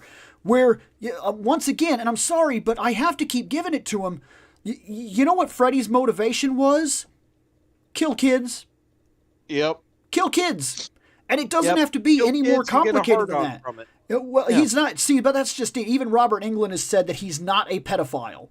So, and Right. look, if I have to go with somebody who gets the final say, it's Robert Englund. Robert Englund said Yeah. he's a kid killer. That's fucking scary. What more do you motherfuckers need? That's what he Right. fucking said. So in the actual, he does get off on it, but not sexually. It's like his fucking cocaine. He kills kids because he has this fucked up God complex that makes him feel powerful when he kills kids. I mean, that's Right. probably what it is. And now you give him the powers of a dream fucking demon, and every Nope, movie, you're right, RPG. Okay. every movie, they don't have to jump the shark and surprise you and be like, oh, but look back at this. Look at what was going on with Freddy. Really? Blah, blah, blah. Surprise moment. I don't need any of that shit. Every Freddy movie is Freddy kills kids. Why? What do you mean, why? Because he wants to. Like, that's not, I mean, Kind of yes. and I kinda know no. they try to play off things like, oh, by the way, he was born crazy because fucking he's the son of a hundred psycho bastards and blah blah blah, and his mom was a nun. They add things to his backstory, but nothing like what Saw's trying to do, where they try to like surprise and shock you and make you flip your whole life on its head. Freddy, from the very beginning to the very end, he's just killing kids. And his Right. motivation is kill kids. Why does he kill Well- kids? because he wants to kill kids. I mean, that's like Right. Freddy like I says, said, fuck them kids. The second one is the only one that kind of breaks that pattern because yeah, he's still like going out and killing kids. Well, I think But that's when then the at the same time, first wave hits of that continuity I'm talking about. In the first one, Right. he only affects those that are cursed. Right. In the second film, he realizes that his power has reach if people know him. So Right. this kid moves into a house that they got a really good deal on, and he already thinks something's weird about them living here. Well, then he starts Right. having mild dreams. Then he starts having scary dreams. Then he finds a diary, and he hears about this fucking thing that's going on. And a little subtext. I know people are going to say the subtext is gay and blah blah blah. I'm not talking about any of that. You guys delude whatever you want from that. There's another subtext. There's another subtext they're not talking about. The subtext is that, and this happens later on in the movies too, Freddy has to play with the people the way that they react to sleep. Okay, so if you're sleeping and if you're a back sleeper, yeah, you do all this shit, but then in the real world you're just laying on your back. The kid that he infected just happened to be a sleepwalker. Yep. So he was able to literally take control of the kid's body at night and kill with that kid's body, basically playing a possession game until enough of the town basically knew him to where now he's basically unstoppable. That story is never going away. He assaulted a bunch of kids at the pool and then let 80% of them, no, 90% of them go. He killed like 3 or 4 of them and then burned a couple kids in a pool. And then they all basically, at that point, he's like, oh fuck, all these kids go home and they're all fucking talking to psychiatrists and probably cops and moms and dads. And after that, news goes through the whole town and probably even left the town because some of those kids were probably like, I'm getting the fuck out of here. And their parents were probably like, we are too. And then guess what? Later on in the movies, he even says, every town has an Elm Street. And that's not just a quip of, look, there's an Elm Street, look how fucked you are. That's a quip that those kids that he scared at the pool scattered across America. He now has infinite reach across all America, and all he has to be is a rumor, and he's there. He's there. Yep. Like that. Yeah, so the because second that's part movie of the actually reason why lays they, down a continuity that, for me, works respectably well. Right. Because that's the whole reason why in the third movie, fucking, he's hanging out just in the psych ward, just being like, all right, let's fuck around with this and find out. Let's see what we can really do. Right. And it's not until fucking all of a sudden Nancy shows up with a psych degree going, hey, that's true. I know how to fucking deal with this asshole. That's true. He was testing the range of his powers. Because like in the second movie, the kid is very blatantly a sleepwalker. Because he keeps waking up, standing there with the glove, and waking up in other situations, and he's a sleepwalker. He found a kid that was unique that he could actually control in the physical world. And then he tests that again when he plays marionette with the other sleepwalker kid, that this time they blatantly say he's a sleepwalker. He has legit problems. And so if we're playing from those aspects, you're right. That movie is his training movie. He just went to an insane asylum to see how far can he go, what can he do, what's the range of his powers. And then Nancy shows up in the middle of his training and is like, hey, bitch, remember me? And he's like, oh, this fucking bitch again. I was sitting here. I'm not even bothering anybody. Nobody's missing these fucking kids. Like, that's probably where his fucked up reasoning is. Like, no, that's legitimately it. He's like, these are fucking kids in a psych ward. That means the parents don't give a fuck because they're stuck there 24/7 under literal security guard fucking watch and protection. Yeah. Because they're fucked up enough in the head where like one girl is literally only smoking so she can fucking burn herself. And he only needed one kid in there to know him. He only did basically one kid was talking about him and everybody else was like, shut the fuck up with that finger knife shit. Which means that all he had to do was get just one of them in there, and then he had an infinite pool of kids to test his range. Yeah. And he knew from the Yeah. second film that with a sleepwalker, he could actually enter the physical world, which Nancy gave him that power on accident. She pulled him out. He didn't realize he could do that. He did not realize he could enter the real world in the first movie. That caught him by surprise, too. When he wakes up in the real world, he's every bit as fragile as his normal body in the real world is. But he did find out pretty quick that he still has powers in the real world. He can still manipulate reality because he's able to pull that one bitch through the bed, the mom. And so if you stop and think about it, like, she accidentally gave him his trump card to use in the second movie where he sets the pool on fire and all that shit because she told him he could do it. He didn't know he had that ability. Right. So third movie becomes training. Then the fourth movie, he goes, oh, hey, these kids kicked the living shit out of me while I was training. Let's go fuck them up. Yeah, he goes and shows them that just because, like, that one girl would not forget him. She couldn't put him behind, and that brought him back. And he was like, just to make sure that they understand where the, who actually holds the reins here. And that's really just that's really just Freddy being petty. That's petty Freddy. Because he's like, you know what I'm going to do? I'm going to go kill them just for them thinking they could have stopped me from doing anything that I want to do. Like, it's just petty Freddy. Because then, here's the one that really jumps the shark for him, unfortunately. Then you get to 5, which is the Dream Child, where now he goes, well, wait a minute. If I can fuck with these kids... These 2 kids survived the last time. The girl is pregnant. Can I fuck with the baby? Yeah, he's still playing around with what he's capable of. Because now you guys have taken a great idea and went just a tiny bit too far with it. Because now he's basically trying to almost turn himself into a Chucky. Exactly. He tries to take over the baby so that way then he can be reborn. Because he already knew in the second movie, he already played with the idea that he could take over a sleepwalker. But if he could ingrain himself into the subconscious of a person that hadn't even developed yet, could he just be that person? And it's still very much like, it sounds like most of his movies are him just trying to figure out what he's capable of. Like, he was made a dream demon. He doesn't know what the fuck that means.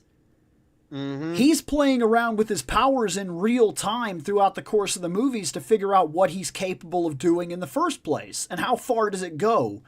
And where does his power stem from? And things of that nature. Like, he's learning in real time while we watch. That's crazy. Right. Look, and yeah, you could say there's biasm here. I'm willing to admit it. He's my favorite. But what I'm saying is that he may be my favorite because when I look at a lot of these things, even if I like the movies, I very blatantly pick out these areas where I'm like, all right, we've entered the stupid territory now. We're there now. We're definitely there. All right. Well, then what about in part 6 when he ends up, because everybody in the first town, all the kids are basically fucking dead. They won't even allow kids to be in that fucking town. We've actually done Dracula versus Freddy. That's in an old video.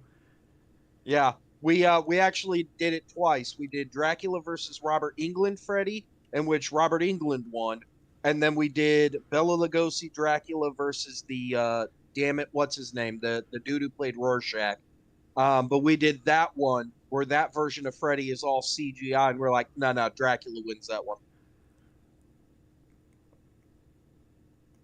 But yeah. So then we move on to part 6, which is Final Nightmare.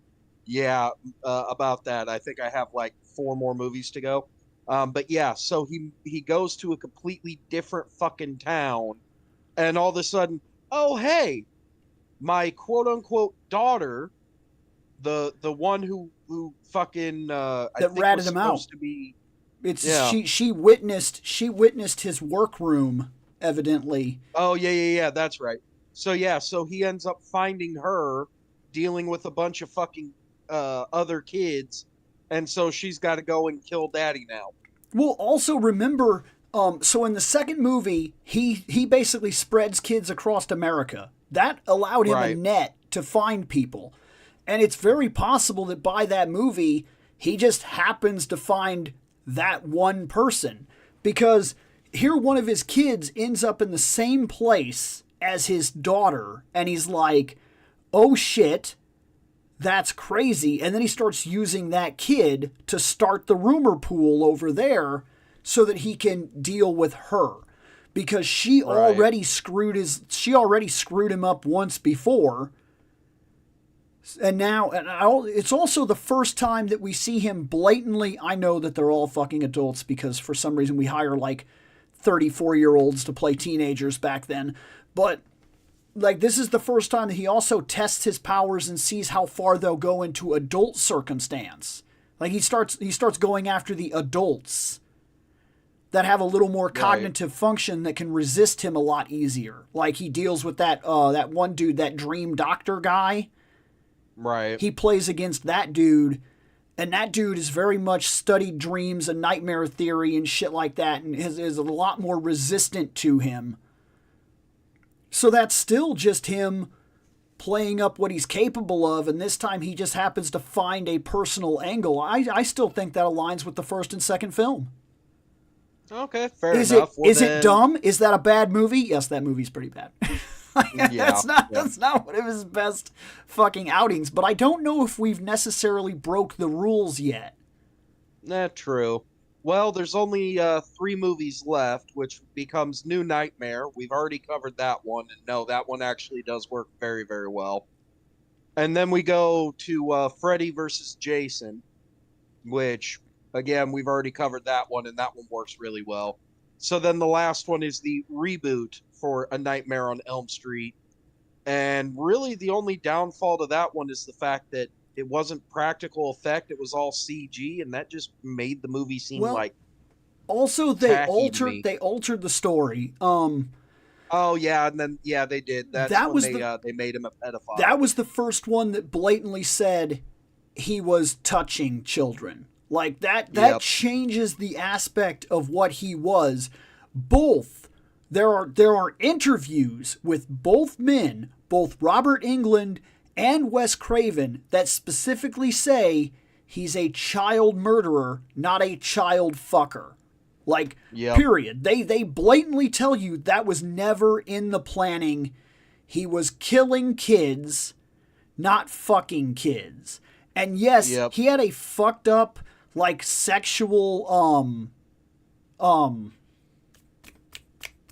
what do you call it? Fucking sense of humor. But canonically, both of those men have said he never did that shit. So while he makes fucked up situations even more fucked up by saying things like, I'm your boyfriend now, Nancy, he never did anything with that. You know what I'm talking about? Right. And even the closest he ever came is when they kind of jumped his character a little bit in Freddy vs. Jason, where he does kind of make a movement that looks like maybe he was going in that direction. But then I still don't know if that was still just a fucked up sense of humor that he was, you know what I'm getting at? Like, but there was a scene in there that got kind of iffy too.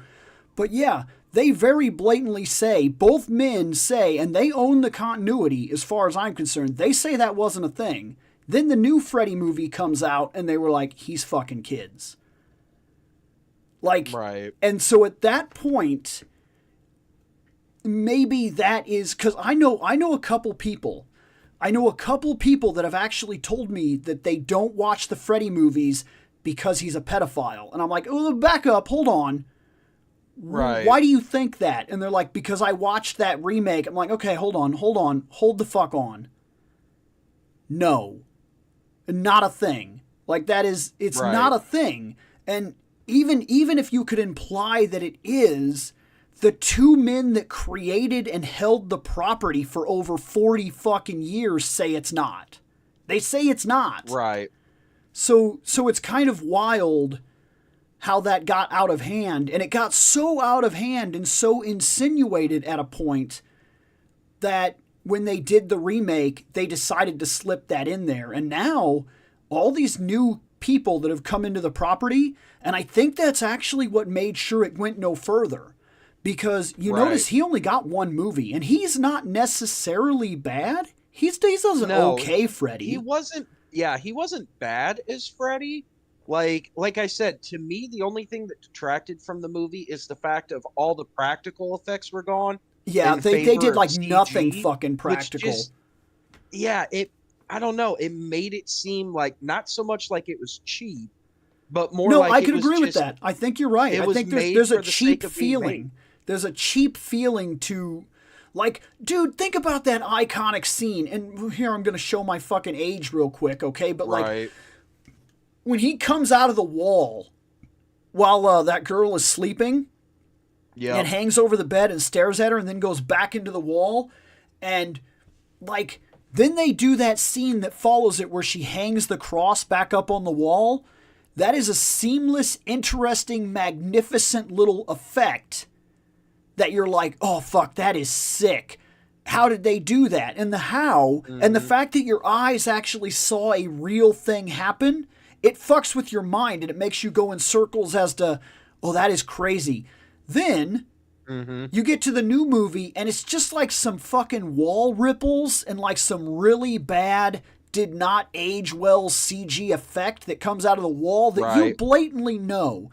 I know it, you know it, and everybody that ever watched it knows it. There's nothing going on that wall. Nothing. There's nothing real happening, and so it disconnects us from what we're seeing, and it makes us care a lot less. You know what I mean? We don't care. Right. Like, exactly. It's so crazy. Like, and not even like, because obviously all of the fucking practical effects were great. Like, the fact that they quite literally turned the room upside down so when he pulls Johnny Depp through the bed, they could just do the blood fountain that fucking just pours from the ceiling and goes everywhere. Like, yeah, that's cool. But then when you go to do something like that, even in like a CGI, it just, you can clearly tell it's a fucking CG scene. Yeah, that's what I mean. There's nothing. Right. It messes with like, your suspension of disbelief is suspended even. Okay, the problem with CG, especially when they were first getting into really doing everything CG, is that it's CG.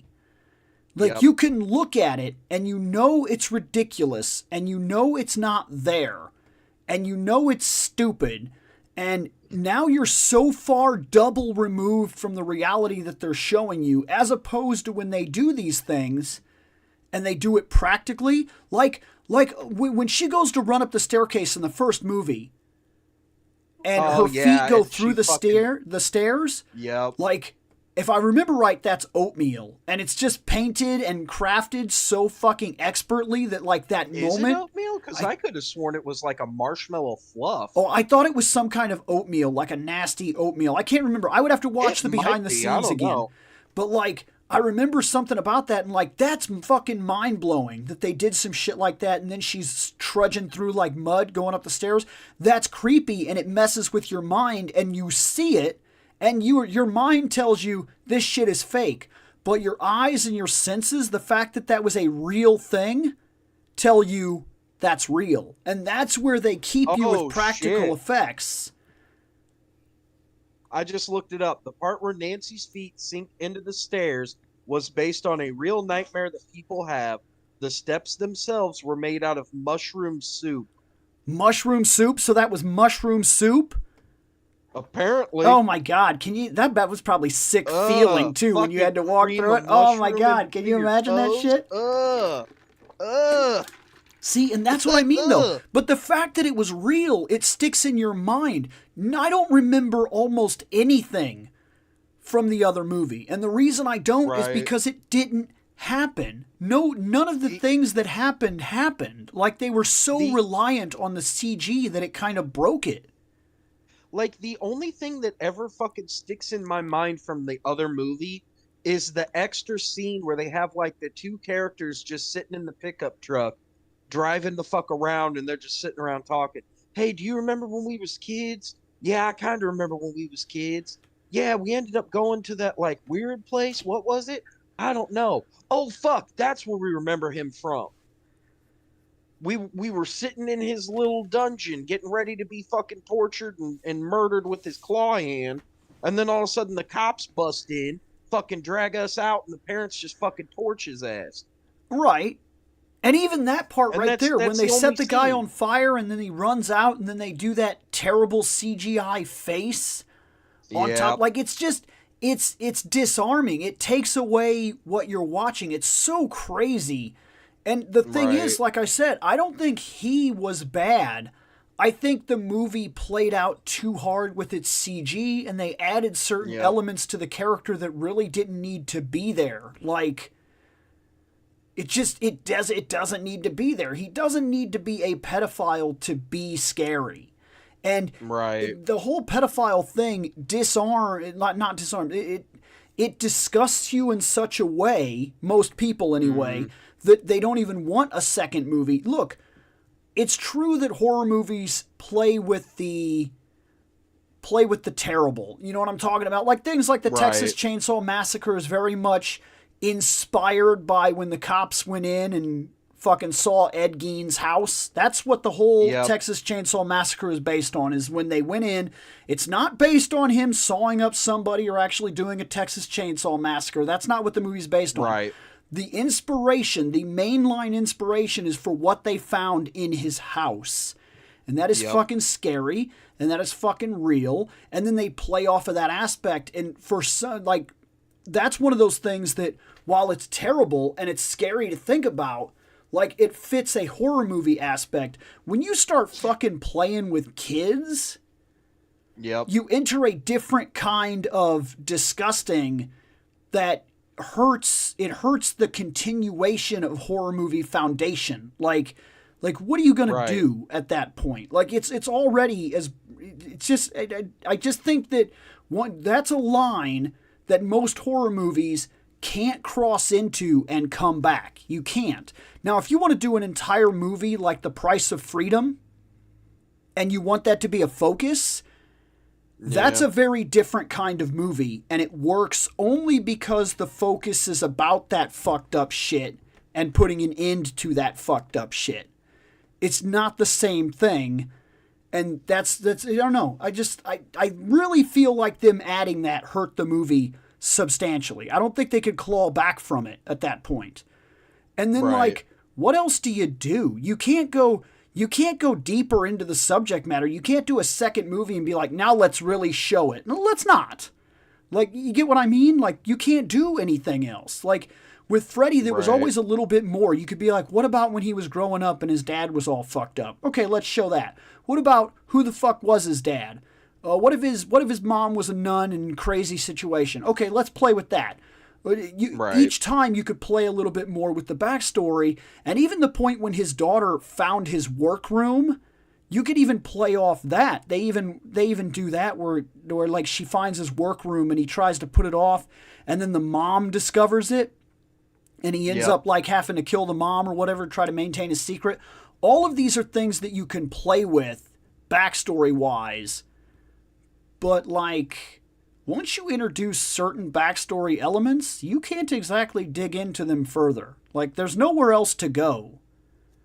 Right. Like, it's just, that's so fucked up. I really think they made a huge mistake by playing that angle. I think it really destroyed the movie and everything that it had a chance to be.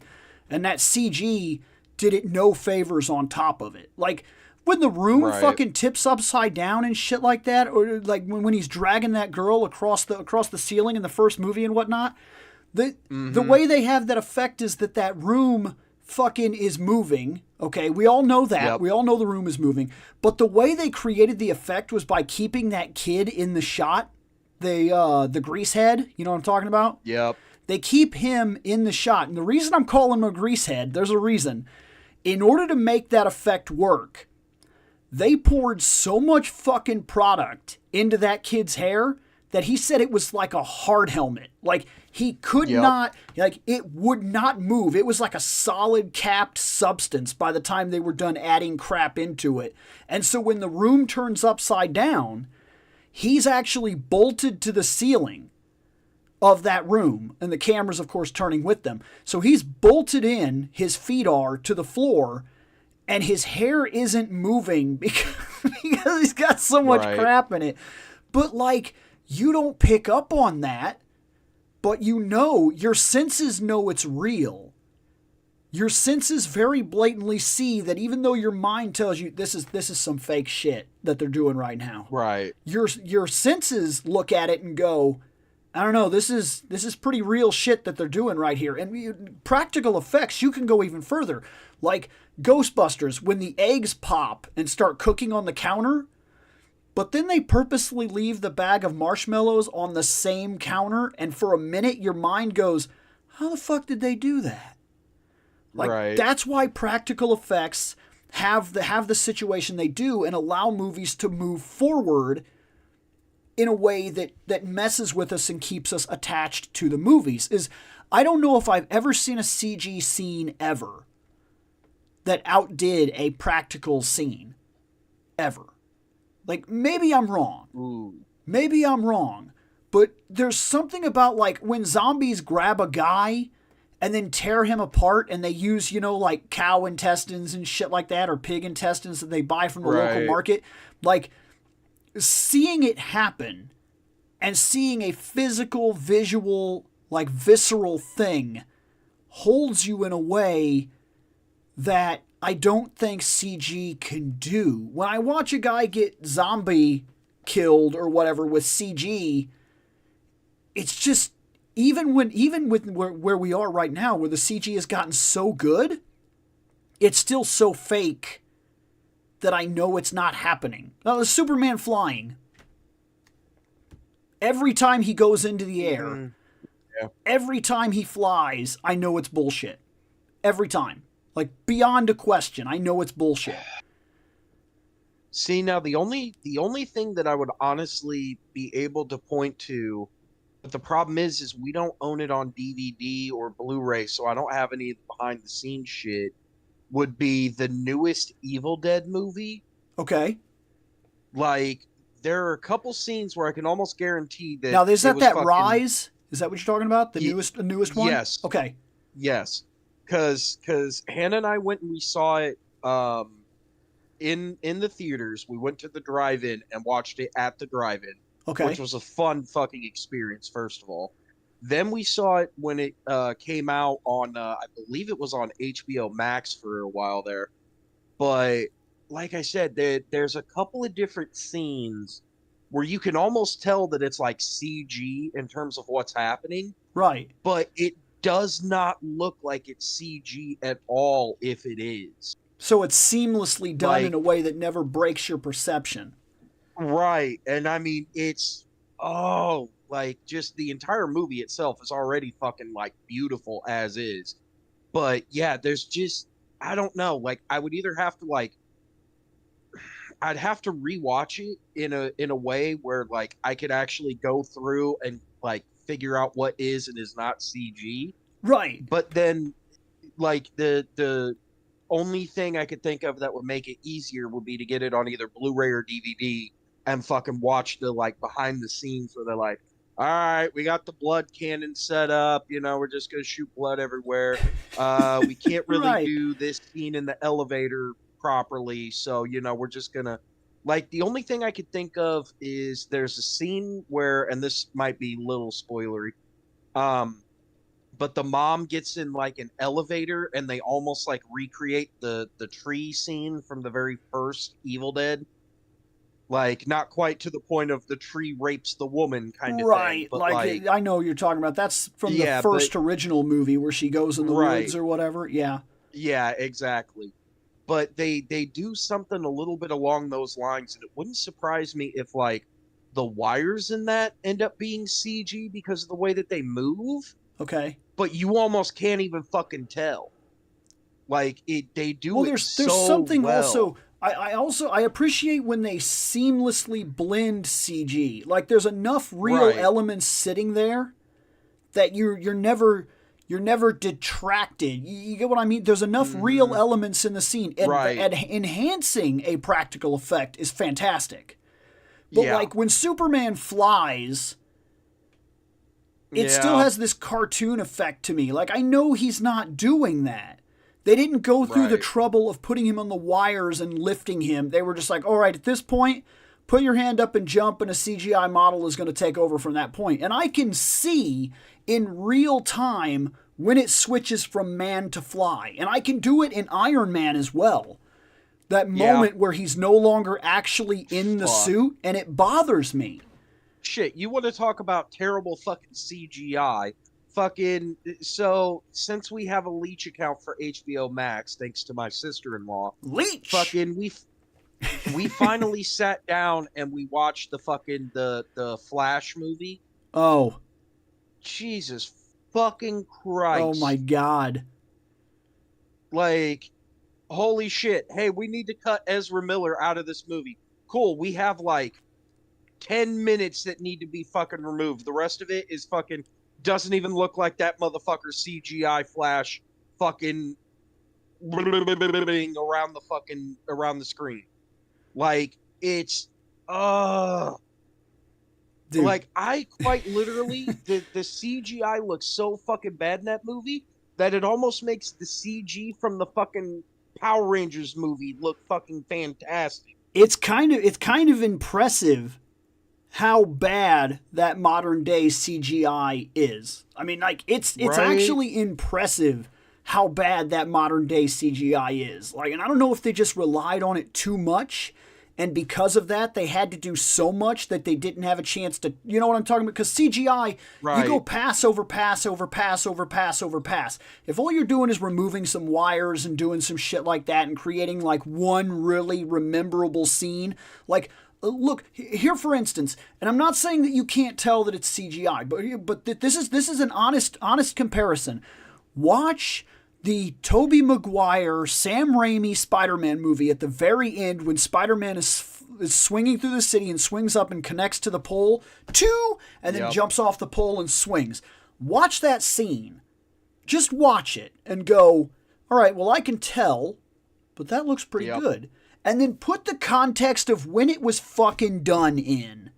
Then go look at the Flash and just look at any running scene there is in the entire fucking movie where you see him, not just a blur, where you see him. And you'll be like, to say, which scene? Yeah, you'll be like, you got a lot to look at. No, it's only when you're looking at him, because you can tell when he's doing running scenes and it's the CGI thing. Right. That, you get what I mean? It's so unbelievably noticeable. And the only thing I can think, and it's true for Batman as well, when Batman is fucking flying all over the place and shit like that, and you're like, well, that's not actually him. Like, it's so unbelievably noticeable that my only guess is they were like, hey, what if we use CG in every fucking scene in the movie? And then the guys that were doing the CG was like, okay, well, like, how long do we have to do it? And they're like, I don't know, like 4 months. Good luck. Right. Like, that's my only guess. And there was no way they could make everything look great. So they were just like, okay, we'll just choose a fucking medium for, like, so like this cartoon dog falls out of a building with cartoon babies. And like, it just, oh my God. Like, it's so unbelievably fucking noticeable. Like, it just blows my mind. It really does. It blows my mind, modern day CG looking that bad. Like, it's almost like it's on purpose. See, and that's the reason why it is that fucking Hannah and I, like, our newest favorite fucking horror series lately has been all of the Terrifier movies. Oh my God. Like, holy shit. Is Art the Clown our fucking favorite man? What the fuck, man? Wow. I was not expecting you to bring that up, but no, I know exactly what you're talking about. I was setting up I was setting up a Roku TV for my grandmother, okay? And so I'm setting up and I'm trying to get all of her streaming stuff and everything put together, and I get her couple channel things that she needs and her service that she already pays for, and I'm getting it on the TV. And I'm trying to explain to my grandmother, who is she's an ancient, okay? She's an ancient. Right. She's not a young grandma. That's what I'm saying to you. And I'm trying to be like, okay, so here's your remote. So like you go down, you pick what you want to see, you click on it, and it'll start playing, and yada yada. So I'm flipping Right. down the options, kind of going down the screen and going, this is where you'll find this is where you'll find that. Just find the movie you want. And I'm flipping through recommended, right? Because this has just started. I come across the Right. Terrifier, and I'm like, don't watch that. And she goes, what is it? And I go, listen, don't watch that. And she goes, well, Bill, what is it? And I'm like, it's a scary fucked up movie. horror movie. It's a scary movie that's super fucked up, and it's too much for you. And she goes, well, okay, I guess. Don't see how it'd be too much for me. I've been watching horror movies like my whole life. And I'm like, listen, I don't need news that you had a stroke in your chair or whatever while I was away, all right? Just don't watch this. Like, I'm just telling you right now. Yeah. Some movies I feel are going to be too much for you at this point, and I can't help but feel like this is one of them. Especially the first Terrifier. Yeah, I'm like, holy There's no shit. fucking way you're gonna make it through that, let alone Terrifier 2. Right. Hell, I would barely allow you, Grandma, to watch fucking All Hallows Eve, where fucking Art the Clown is essentially like the fucking Crypt Keeper or Mr. Ghoulie from like either Tales from the Crypt or fucking Creep Show, respectively. And literally all he does is he just kind of shows up in between the different shorts in the anthology to be like, I'm a creepy clown. I'm a creepy clown. I'm creepy. Look at me. I'm a creepy clown. I'm creepy. No, I couldn't imagine. I honestly couldn't. I was like, no, we're not even taking that chance. I was like, don't fucking watch this. Holy shit, man. Oh, That's, God, the fucking... Those are some movies right there, man. Holy damn shit. right. Fucking holy shit, is it fantastic.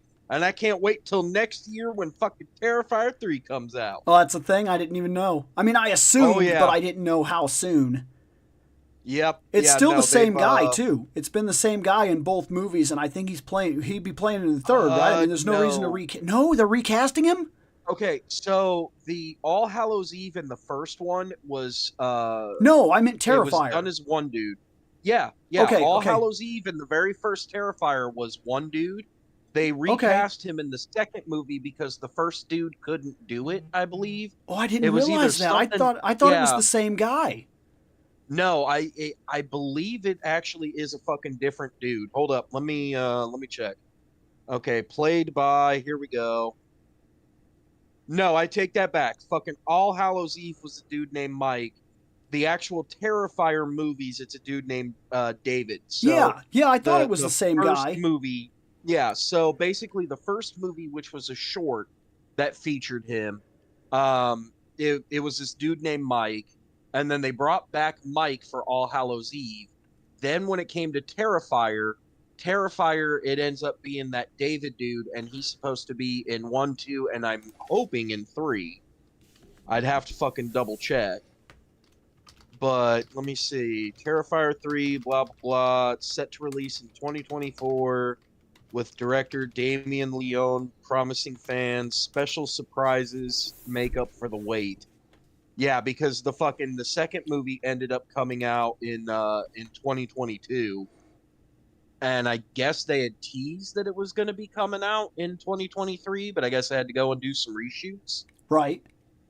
But yeah, as far as I know, everybody's supposed to be the exact fucking same. Okay. In terms of like the important motherfuckers. Because they always have this habit of like bringing back the people from like the last movie kind of thing. Because let's see, IMDb literally only has Lauren Lavera in there, and then fucking David is Art. So let me see, because Lauren was the young girl. Yeah, she's the who little basically girl. stood up to him. Yeah, she's the one that like stood up to him with her little brother at the end of the second movie. Okay. So she's guaranteed to come back, and then David's set to come back as Art. And then after that, they're like, yeah, we're not telling you guys shit about the rest of the movies. Like, okay, all right, no, that's fair. Fucking, I don't want to be spoiled for this shit. Okay. Like, oh man, fuck. I guess Ah, this is on the books. We needed a Halloween episode. I guess it's been a while you're since not fucking wrong. Although to be fair, the way that we always do it we is we used end to up do doing them. fucking We yeah used to do them around Halloween, Halloween. like Thanksgiving kind of thing. There's a couple of them still on the channel where we used to just talk movie monsters and stuff like that. But like Right. we haven't really done a Halloween based conversation in a long time, like a horror movie, Oh shit, they whatnot. have Creepshow 3 on here? Fuck yeah, add that to the list. Sorry, Hannah's fucking busy dicking around on the fucking TV, and I'm like, wait a minute, what? Hell yeah. Right. I'm waiting for this Oh yeah, guy we still got to finish Idle Hands tomorrow. because he says, speaking of bad CGI, I was kind of waiting for him to finish that before we left, but Right. I don't know what he's saying. I don't know if he's Hurry up, Zaggy. up there. He goes. Okay, yeah, because I don't know what he was about to say, but yeah, there's been some bad CGI here and there. Lots of it, yeah. Doop a doop a doop doop doop doop doop doop a doop.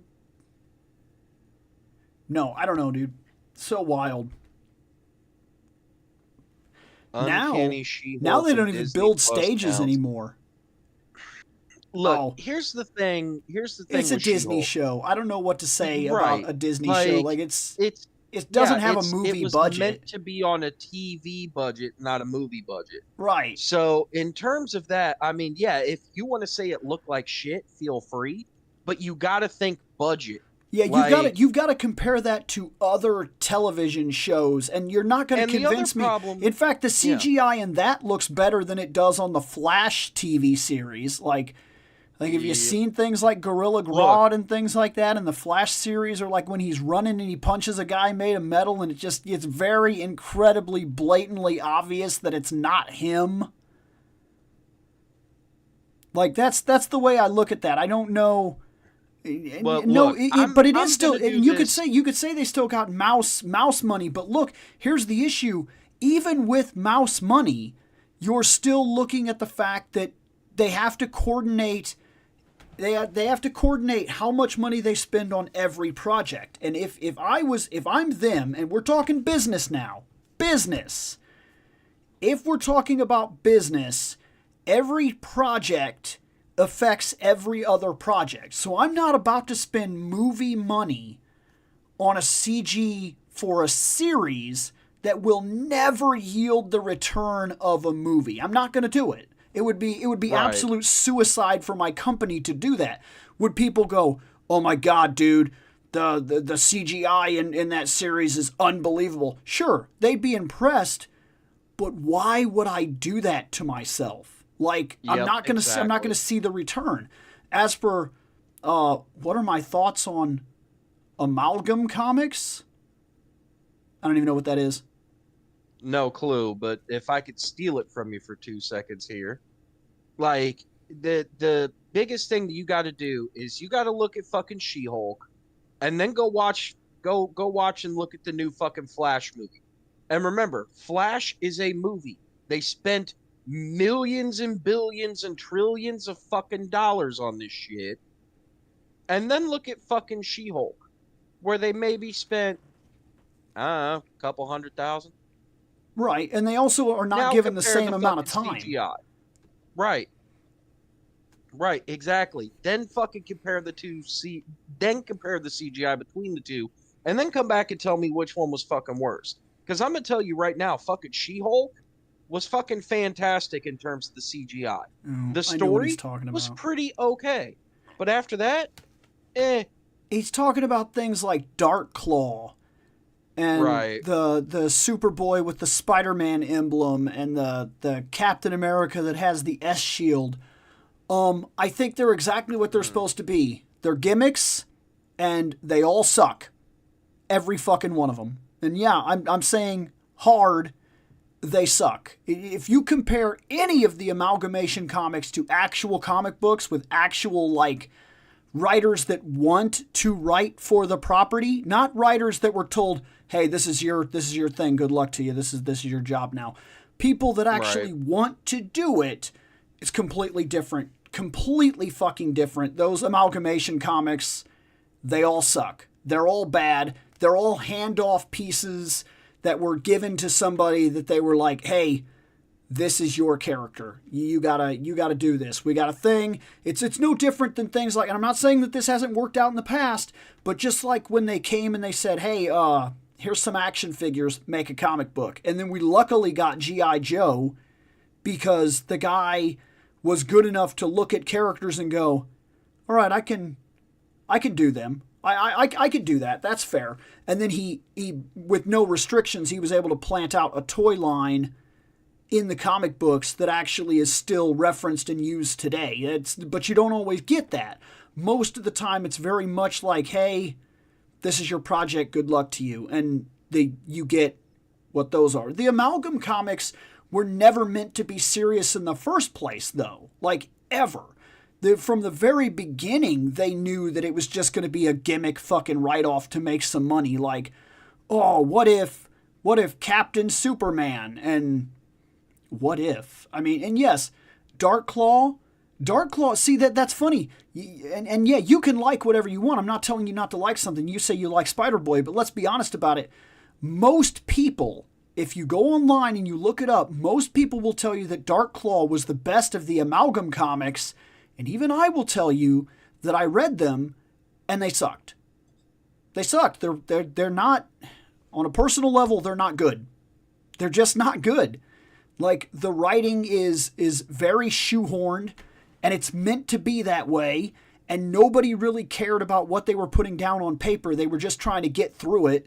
Like, the amalgam comics from the very beginning were going to suck, and then they did suck.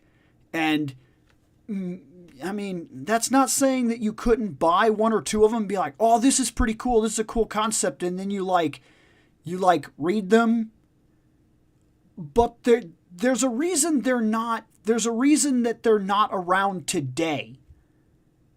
They're not around today because, look, any one of those comics, if they would have actually taken off and had like writing behind them that mattered, they would be made today. They would be made today. It's that simple. It's no different than any other character that's ever blew up in the history of all anything. And just to prove it, there are comics that come out all the time that are expected to be smaller things that blow the fuck up. Like the Ninja Turtles. The Ninja Turtles was supposed to be a one-off. Hey, we're going to do this just to say that we've done it and like fulfill a childhood dream and we'll go back to work. And then before they knew it, people were like, "Hey, where the fuck is issue 2? Where's issue 3? Where's issue 4? Where's issue 5? And then overnight, these comics that had like heart and soul and dimension and writing and care, they became something. They were picked up. And this happens that, like, it's true. It's like it's dropped, it's a strike of lightning.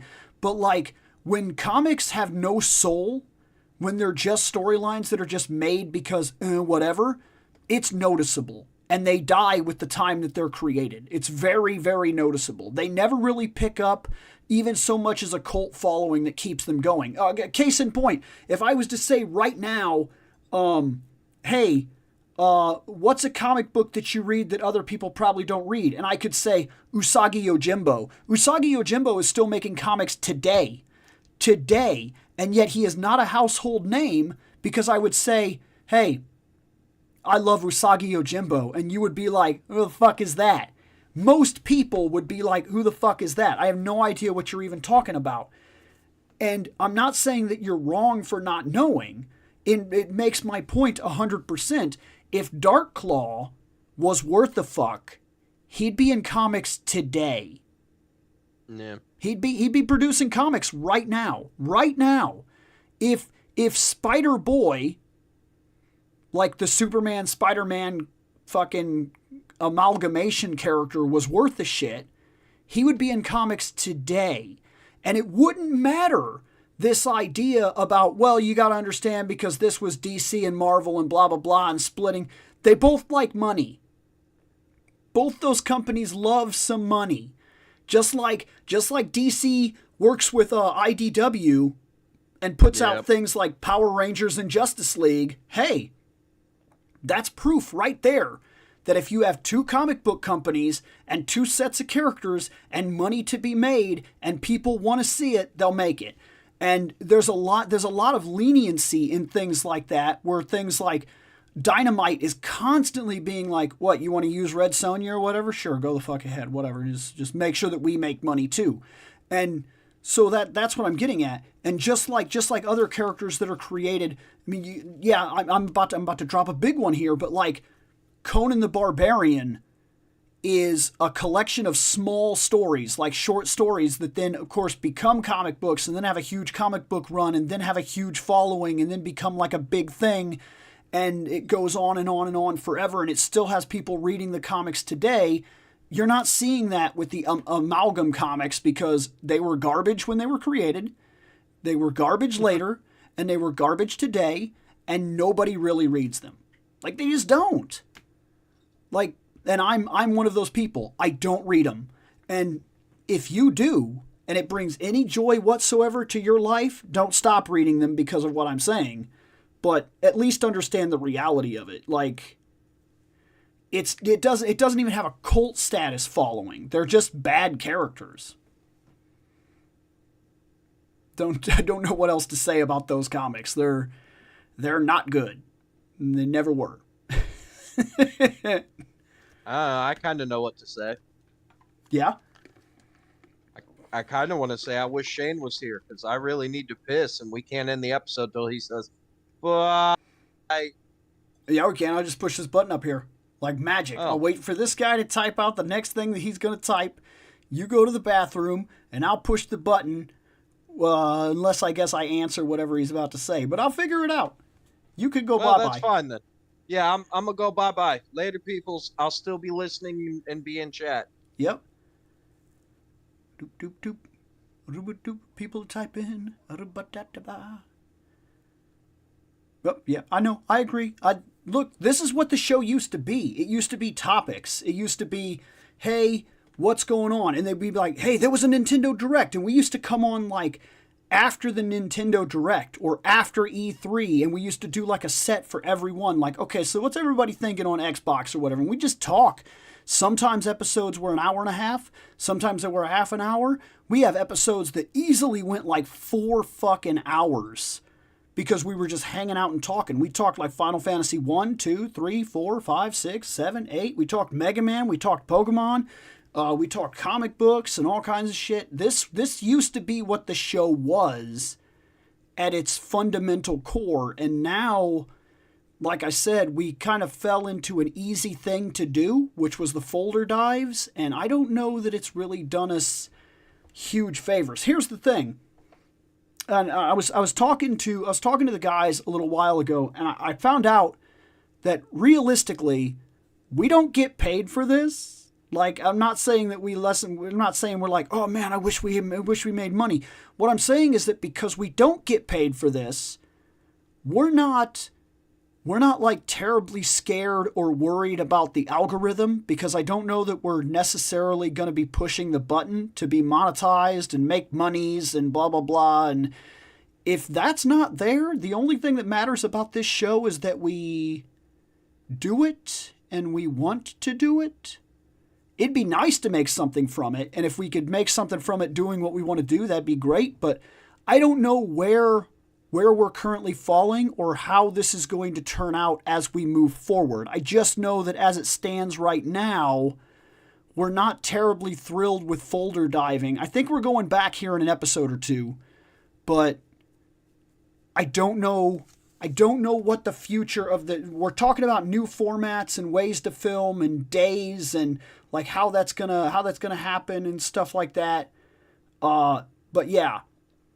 That's what I mean. So I'm not sure 100% exactly what's going on like that, but I know that we've got a lot of stuff to discuss in terms of that and how this is going to move going forward.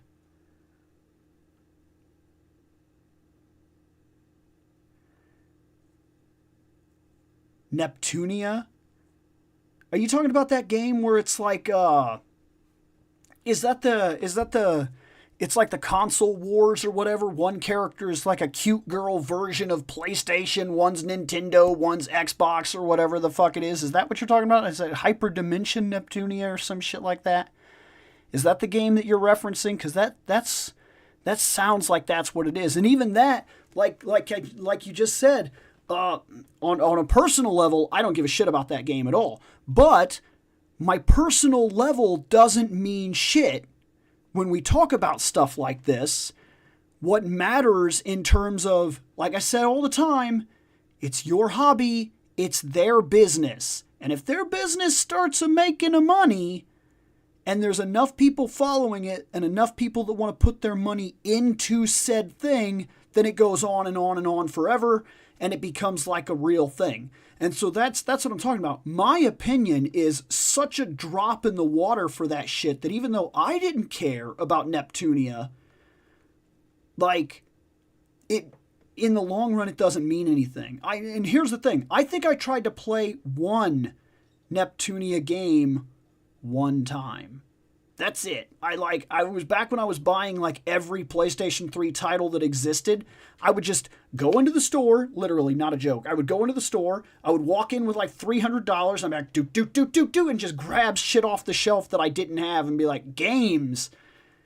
And then like, I remember playing one of them and like, it felt like a third of the game was kind of almost playing itself, and it didn't really appeal to me. And there was like a PlayStation girl and a Nintendo girl and an Xbox girl. And then it was like, hey, to do special move thing, blah, blah, super long, complicated battle thing. And I was like, I do not have the fucking patience for this right now. And then I just stopped playing. I was like, I don't know what I'm doing. It's too damn long. I don't want to read through all this shit right now. And because I left it at that point and never tried another one, I don't know much about it other than what I just said, is that I know that each character is like some kind of fandom representation. Like this girl that just popped up right there is one of my profile, Iris Hart. She's Sega Genesis girl and a sadist. Well, I don't understand any of that, sure, but why is she like, I don't see the Sega Genesis on a personal level. If you were to show that to me and say each one of these girls is based on a fandom, there's no way I'd pick that out. The pink purple thing, I don't know how that works. The blue hair, I don't know that plays into it. Maybe that's the D-pad down there on her feet, but even then, I would be hard-pressed to put that in and say, yes, definitely, this is a Sega Genesis girl. I don't know. And I'm not saying it's bad, necessarily. Don't misunderstand my saying. I'm just saying that at first glance, I don't see it. It would be easier to sell me because of the choker. Like, really? Like, what about it? It's a blue line and a purple line and a circle. Like, that's the disk drive? So what? Other things had disk drives. Look, that could be a PlayStation 2. That's what I'm saying. And I know that you know the lore, so you care and you defend the things that you know, because that's how we get with fandom. It's just like I said, there's a bias in me when we talk about Freddy Krueger. I can headcanon retroactive continuity the shit out of that series and prove it on my own idea, and then the next guy that watches it could be like, part 2's fucking stupid. And yeah, I can't argue, because in a lot of ideas in terms of how it worked, it is stupid. But when I analyze the entire series and I know it and I'm into the fandom and I respect it in a certain way and it speaks to me in a certain way, which allows me to defend it and headcanon defend it, I can justify almost every single one of them. In fact, another movie series that I'm very good with that is that a lot of people will look at things like the Rocky series. On a personal note, I will tell you there has not been a bad Rocky movie yet. I said it. I fucking said it. I watch them every single year. In fact, my watch through is coming up. Every single year on November, I watch 1 through 6, and then I watched now the 3 Creed movies. I watch them every single year. I love them, and I think they're one of the most flawless series of movies ever created. And yes, I include Part 5 in that. And I have my own justifications, own headcanons, and own reasons as to why I still like 5, even though if I'm to look across the whole series, I'll tell you that 5 is probably the worst of them. But I don't think it's a bad movie, in all honesty. I think the things that work exceptionally well. And that's just the way I see it. But that's getting into things and loving things the way that you do. Okay, now see, this thing that you just put out right here, this Sega Genesis picture, see, purely black with a bit of pink, a disk drive on the choker, plus blue hair means it's meant to be fucking Sonic. Oh, get shitty about it, that's fair. But look, here's the thing. The purple, I can kind of see. You see this blue button? Didn't exist for me. That was not a thing. I have 3 of these.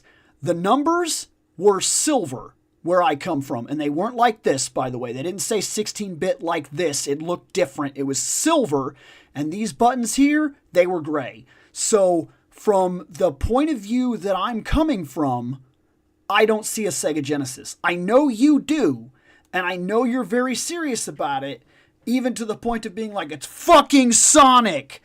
That's fine.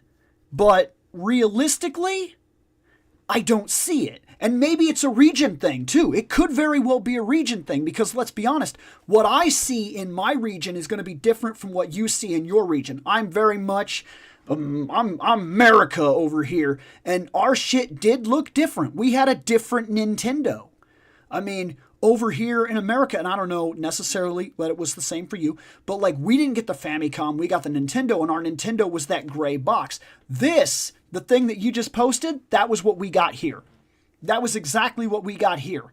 We got the gray buttons, so we didn't have blue. We got that little bitty purple right there, which it seems like she's accentuated with a lot more purple that makes me not see it. And then like the Sega Genesis right there, 16 bits, blah, blah, blah. That was a silver. Like I said, it was a very different 16-bit. So like what I'm looking at right here, what he posted, that's what we had in America. So when I look at this girl here, I don't see the Sega. There's a lot of purple here. The little bits of gray that I see popping up along the suit here and there, I could buy into that. I could be like, hey, that's a thing. I could see that. The disk drive, I'm sorry. I guess when I'm really looking at it right now, that's not a disk drive if you're going to sell me on this, okay? Just keep that in mind real quick. You're trying to sell me on the idea that's a disk drive. To me, if you're going to sell me on that with the little purple in the bottom here, the little blue open area right here, and the fact that it's circle, it's not a disk drive, that's the cartridge slot right there. That's the circle on top, that's the cartridge slot. That could be the choker. I could buy into that. The gray makes sense. She's a little overdone with the purple. If you want to get on a personal side for me, maybe not. And I get that. That's going to be different for you. I can see that that's the D-pad. That's the Sega Genesis D-pad right there. I can see that. She's got the black. That works. Blue hair. That's kind of fair. To ring in the main character, the character that basically, you know, your icon character, your killer app, Sonic the Hedgehog, that works. I could see that. If I spend enough time with her and I got somebody that is really into it, that's like, look at what I think, you could sell me on it. I guess I can see that she's Sega Genesis, but on a personal level, I probably would have designed her differently. But then again, I'm just some schmuck. I mean, let's be honest about it. I don't design characters and shit like that. It's not a skill that I have. It's not a thing that I do. I'm not accomplished in the industry. I'm just some armchair developer guy. So what I see doesn't necessarily matter, but if you're asking my opinion on it, I don't look at it and immediately go, oh shit, that is Sega Genesis. I don't see it on a personal level. only looks like Sega after you tell me. And that's exactly what I'm getting at. He's saying the same thing. He doesn't see it either until somebody blatantly goes, these are the reasons why. And just like a joke, if you have to explain the joke ain't funny. If you have to give me all the details and like educate me on why this thing should speak to my nostalgia and tell me that this is what this is, then it wasn't designed well to begin with. It's something that you have to like look into, and it's not the same thing. It's just the way that it is. And that looks, see, here's another, you said the Famicom, this girl right here, I could see Famicom immediately. She's better designed. She's got the color scheme. I see it. She's got the little symbol thing up here on the chest area. I'm not even paying attention to the hair and the face and shit like that, because to me, what they're trying to sell is the outfit. That's what they're trying to sell. In all honesty, if I'm being completely honest, that's what I see here. I can look at her, I can look at this, and I can go, okay, I see it. I see the red, I see the white color, I see the silver, I see the highlights in black. I see this little thing right down here, the color here. You know what? It's like right here in the middle of the chest thing. That kind of gives me the controller vibe. That one's designed better. On a personal note, Whiteheart, that must be her name, to be fair, the Famicom girl, I could see a Famicom. I could look at that and say, all right, I see it. And I didn't need you to explain it to me. I see that you gave me the console here, but if I'm being completely honest, without the console, I probably could have looked her over and found out who she was without this picture over here. I honestly think I could have done this. I'm being very serious. I don't think it would have been beyond the realm of possibility for me to tell you that that's the Famicom girl. I think I could have done it. And that's part of this whole series, if I'm not mistaken, is kind of like every one of these girls is like a thing in fandom and a thing in like the console wars and whatnot. So I've heard of this series and I've seen parts of it. But when I tried to play the one game I tried to play, and I'm going to be honest, I don't remember what game it was I tried to play. She's Xbox. See how quick that was? Bam. She's Xbox, right? Am I right? And she's probably original Xbox, because I see the circle right there. That's the X. She's all black. She's sleek. She's got all the girls are, to be fair. She's got that green hair, which was like a very much a thing. She's got the little highlights. She's black. She fits the color scheme. And that's the controller bars right there on her thing, on her wrist. I don't know what the fuck that is. Her forearm guard thing. That's I could see that. Without even being told, I'm almost 100% sure that's the original Xbox, right? That's what she is. That's what she's meant to be. Wouldn't surprise me at all. That's what I mean. Yeah, she's original Xbox. Simple. Like, she's designed well enough that if you said to me, each one of these represents a fandom and a concept from the console wars, that was easy. She was exceptionally easy. I can see it. I can get behind it.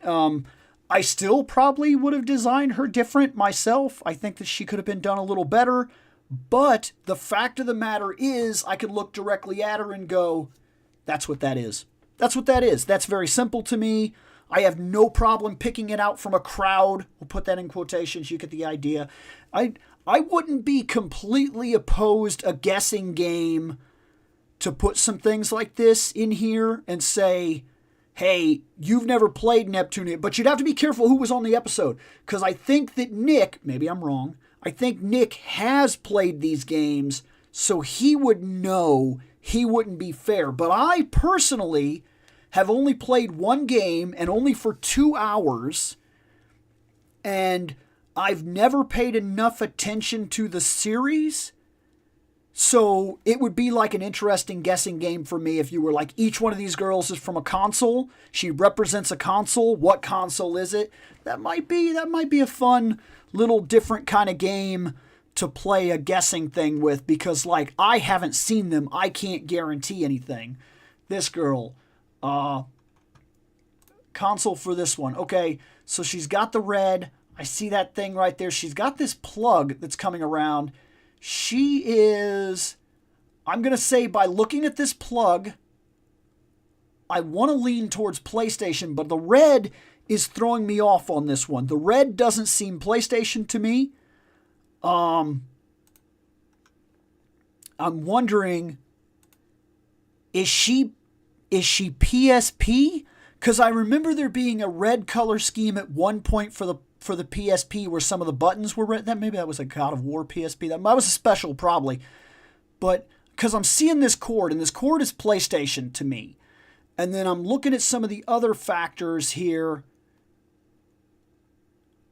She's rough. I don't think I'm picking her out in a crowd necessarily, because the only thing that's coming up that I'm recognizing is this cord from like the PlayStation 2 or PlayStation era idea is the Jaguar. Okay, so that's why I couldn't pick it out. That plug is wrong, by the way, then. So she's badly designed. I'm sorry, that's a PlayStation 2 plug, because at this point in time, the plugs that they were using for the Jaguar, they were different. That is not the same idea. The plugs back then were very different. And even looking at her after you've shown it to me, I guess I can see it somewhat. But no, I think she's badly designed. I think that she doesn't incorporate enough. The plug is wrong. Look at that right there. That's a PlayStation 2 era thing when they started putting these like these guards on them. These guard. You know what I'm talking about? Like, I can't, they were like, they were on a lot of the PlayStation, DualShock 2s, if I remember right. They came with these. And, this is red, and this is very much like, it's not like a prong thing. You see what I'm getting at? So, like, that really threw me off. The plug really messed me up. I could not get her down to that.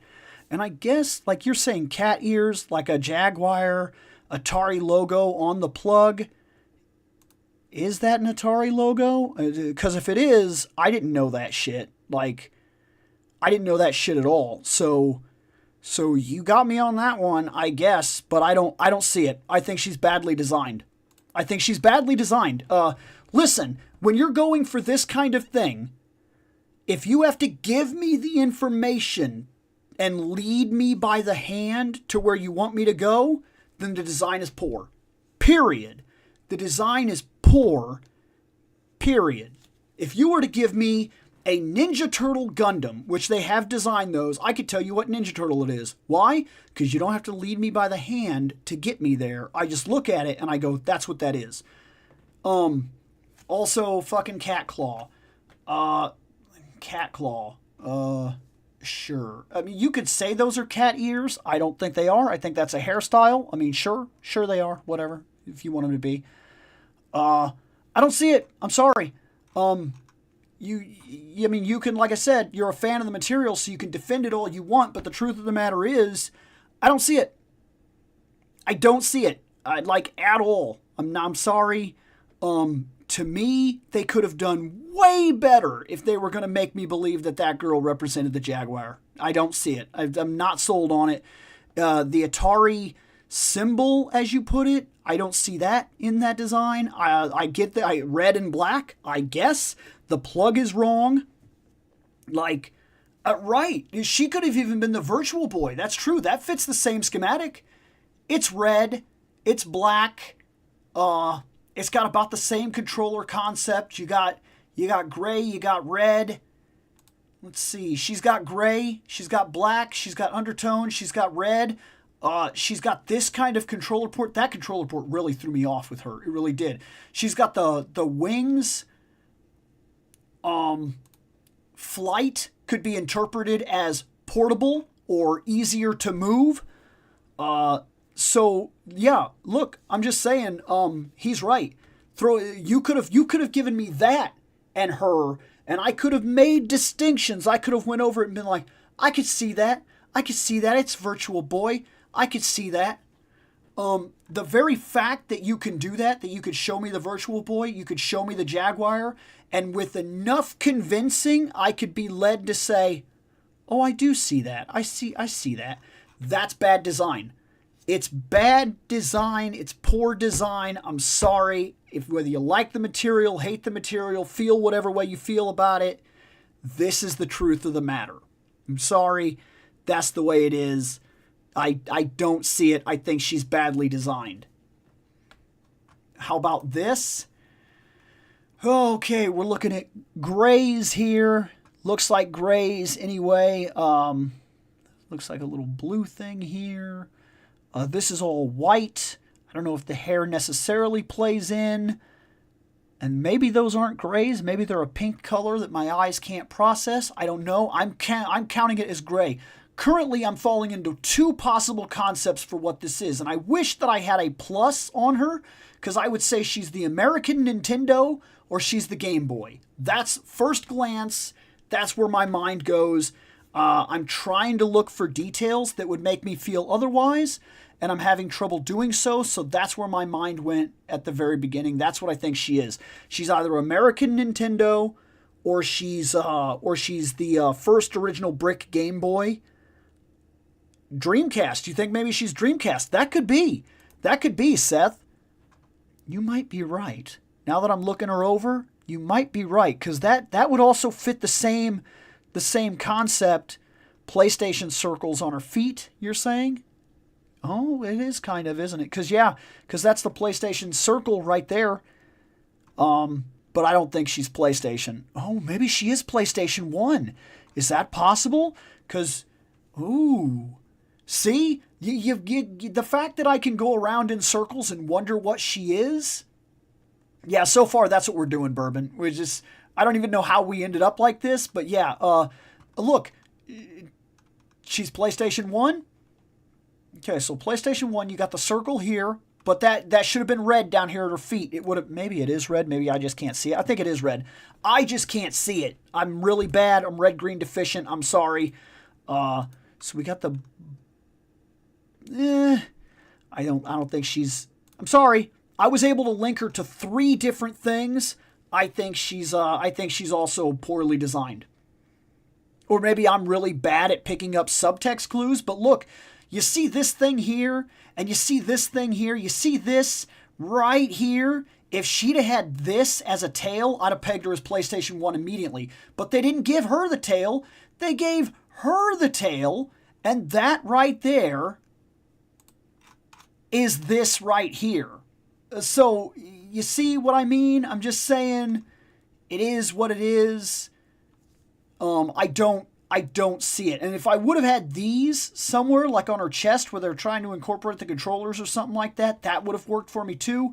Also, not to be a prevert, but at her boobs, the part that stick out and are rounded, had they been fully covered, okay, fully covered and circular, like this. See how this is fully covered and circular? I'd have picked that out as well. I'd have said, oh shit, her boobs are the PlayStation analog buttons. That I can see that, blah, blah, blah. And then if you would have had like an outline of gray, like around her and whatnot, that would have played to that, I would have seen that. That would have made that connection a little easier. Yeah, I'm sorry. Poorly designed. Poorly designed. Yeah, 4 buttons on the side of her wrist. So what? There's also a big circle in the middle of those buttons. So, no. No. I'm sorry. Poorly designed. It's true that you can lead me there. But I'll bet you $100 fucking dollars that if you gave me someone that didn't know this property, that had never seen it at all, that was at the exact same level that I was, and we posted that, and then you posted a Game Boy, an old-style brick Game Boy, I could have led them down the path to believing that was the Game Boy girl. Either way. Waist, not wrist. Either way. It's poorly designed. Defend it all you want. It's poorly designed. She could have been the Game Boy. There's nothing that detracts from the fact that she could have been the Game Boy. I'm sorry. I'm sorry. Poorly designed. If I can't see it myself, and I grew up with the PlayStation 1, so you're playing on my nostalgia now, the PlayStation 1 was for a very long time my all-time favorite console ever. I absolutely was in love with it. I played it more than any other console I can literally think of. Like, if you can't get me there in a single glance, like, you see how quick I picked out the Xbox? Design. Design factors and incorporations are important to the kinds of things that we will first focus on. And just like I said, with the Jaguar Girl was given this fucking plug thing. Wow, how come that plug thing is not on this girl who actually has that fucking plug thing? Like, I'm sorry. You could point out 1,000 things that you've noticed because you play the property, you know the lore, and you already understand it. The fact that it didn't lead me there directly, the fact that it wasn't designed in a way that jumped out and said, hey, this is a thing, I'm sorry. It's not well enough designed. And yes, you might be hyper focused on little details, but I'm just saying, man, even hyper fixing on certain details, you know the property. You can't even play the game, dude. You can't, because you can't separate yourself from the material. And the game tells you who they are or gives you the context clues to know it anyway. Pretty early on, by the way. So if you were removed from the property and I just showed you a thing, okay, and you can't get there by the design that you're looking at, then it's not designed for the kind of thing it was meant to do. You have to lead me by the hand through the details, the little details. So it's not designed well. I'm sorry. I'm calling it. I'm calling that one. She's not designed well. She gets a fucking negative mark. I'm sorry. I don't see it. There was a couple people in the chat that all threw up different concept ideas of what she could be or whatever. Let me see. Because I got... look, Seth thought Dreamcast, okay? And then we had PlayStation circles on feet, so he kind of nailed it there. Like, I'm just saying, if multiple people can't be led there by themselves, then it's not well designed. Welcome to the downfall that ends up becoming the Sentai Review. We are a picture show, so if the design does not tell me that man is supposed to be a lion ranger, and I guess it's a fucking meerkat, then we get into this argument. if your design is dog shit, and everybody else knows, hey, no, that's supposed to be a lion, and we go, that's some kind of like meerkat bug man. No, it's a lion. That's a lion? Right.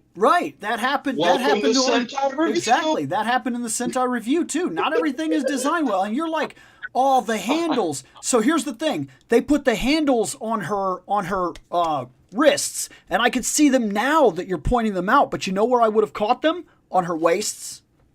If they would have been on the waist, like love handles, quote unquote, I'd have got that. If she would have been wearing a belt that had these coming off the side, I'd have said, fuck, she's a PlayStation controller. Bam. Better design right there. Would have been better designed. From the very beginning, it would have been better designed. She's badly designed. Period. Because that's the only thing that ended up making me try to type while I was in the shower with my phone in a Ziploc baggie. Because that's how I fucking do that. But no, as I was like, hey, I think it might end up being the Dreamcast. Because the fucking wrist fin made me think of those fucking, like, the weird back portion of the fucking Dreamcast controller. And then I noticed the hip where it was the four circles and like the four colors. As soon as Greg goes, no, I think it's a PS1. I'm frantically trying to type. No, I think Greg's right. It's a fucking PS1. Right. But, like I said, you weren't led there directly. Now, I wouldn't have guessed this girl to begin with. I did not have a Dreamcast. And in all honesty, I want to say something. I didn't either. My friend did. Maybe I'm crushing myself here. The Dreamcast is remembered with heavy nostalgia goggles. Yep. Yes, it is. Heavy heavy goggles that wear the head down. Because on a personal note, personal as I can get, the Dreamcast was an okay system at best and very forgettable very quickly. I had two friends that had it. My buddy Mike had it, and my buddy Derek had it. You remember Derek. You know Derek. Yep, I know Derek. Both those guys, I don't know why I said kids. We were kids back then, that's fair. Both of them had it, and it did not entice me to want to buy it. Like when your friend has something cool and you're like, oh shit, oh man, that would be so cool. I want one of those. Never had that feeling. I played a couple of games over there. The good games. I played the Soul Calibur over there. Liked it. Yep. But like, I never once went to their house and then left and was like, fuck, man, he's so lucky to have a fucking Dreamcast. Never. Never. It was never like that. So, yeah. Like, the only thing that ever made me want to get a Dreamcast was just simply the fucking library. Fucking Sonic Adventure 1, Sonic Adventure 2, Skies of Arcadia, fucking, oh god, what the fuck was the game? But what you're saying, was it? Every single one of those games was either in the process of being or already ported to everything else that I liked more. Yep, So exactly. it had That's nothing the only holding reason me. why it didn't fucking bother me. Yeah. Guys, I wanted to ask, what do you think of a crossover with every fictional character ever? Oh my god. Thoughts on logistical issues, copyrights, that not possible.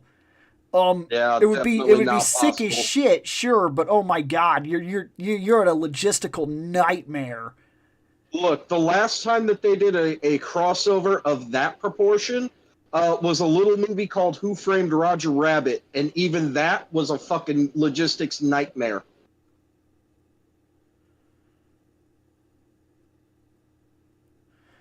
Yeah, I don't see it.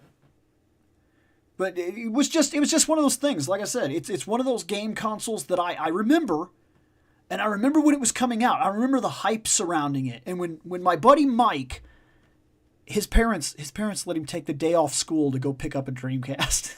It's like, you fucking bitch. Yeah, they gave him the day off of school to go get a Dreamcast. The deal was he made straight A's on his report card that round, and he could have the day off of school and go get the Dreamcast and play it all day. And so he did. And I remember being like, you lucky fuck. Then I went over to his house, and I played a couple of games with him. I played the Crazy Taxi with him a little bit. I played two fighting games. I don't remember one of them, but I know the other was Soul Calibur. I played a weird game which very reminiscent of like, how do I put this? It was very comparable. It had dragons and shit like that, but the way you talked to people in the game seemed very KOTOR. So that was kind of crazy back when I saw that. And then later on, I also played the Resident Evil Code Veronica over there. And every single one of those games that I'm talking about were ported to other systems and actually played and looked better on the other systems.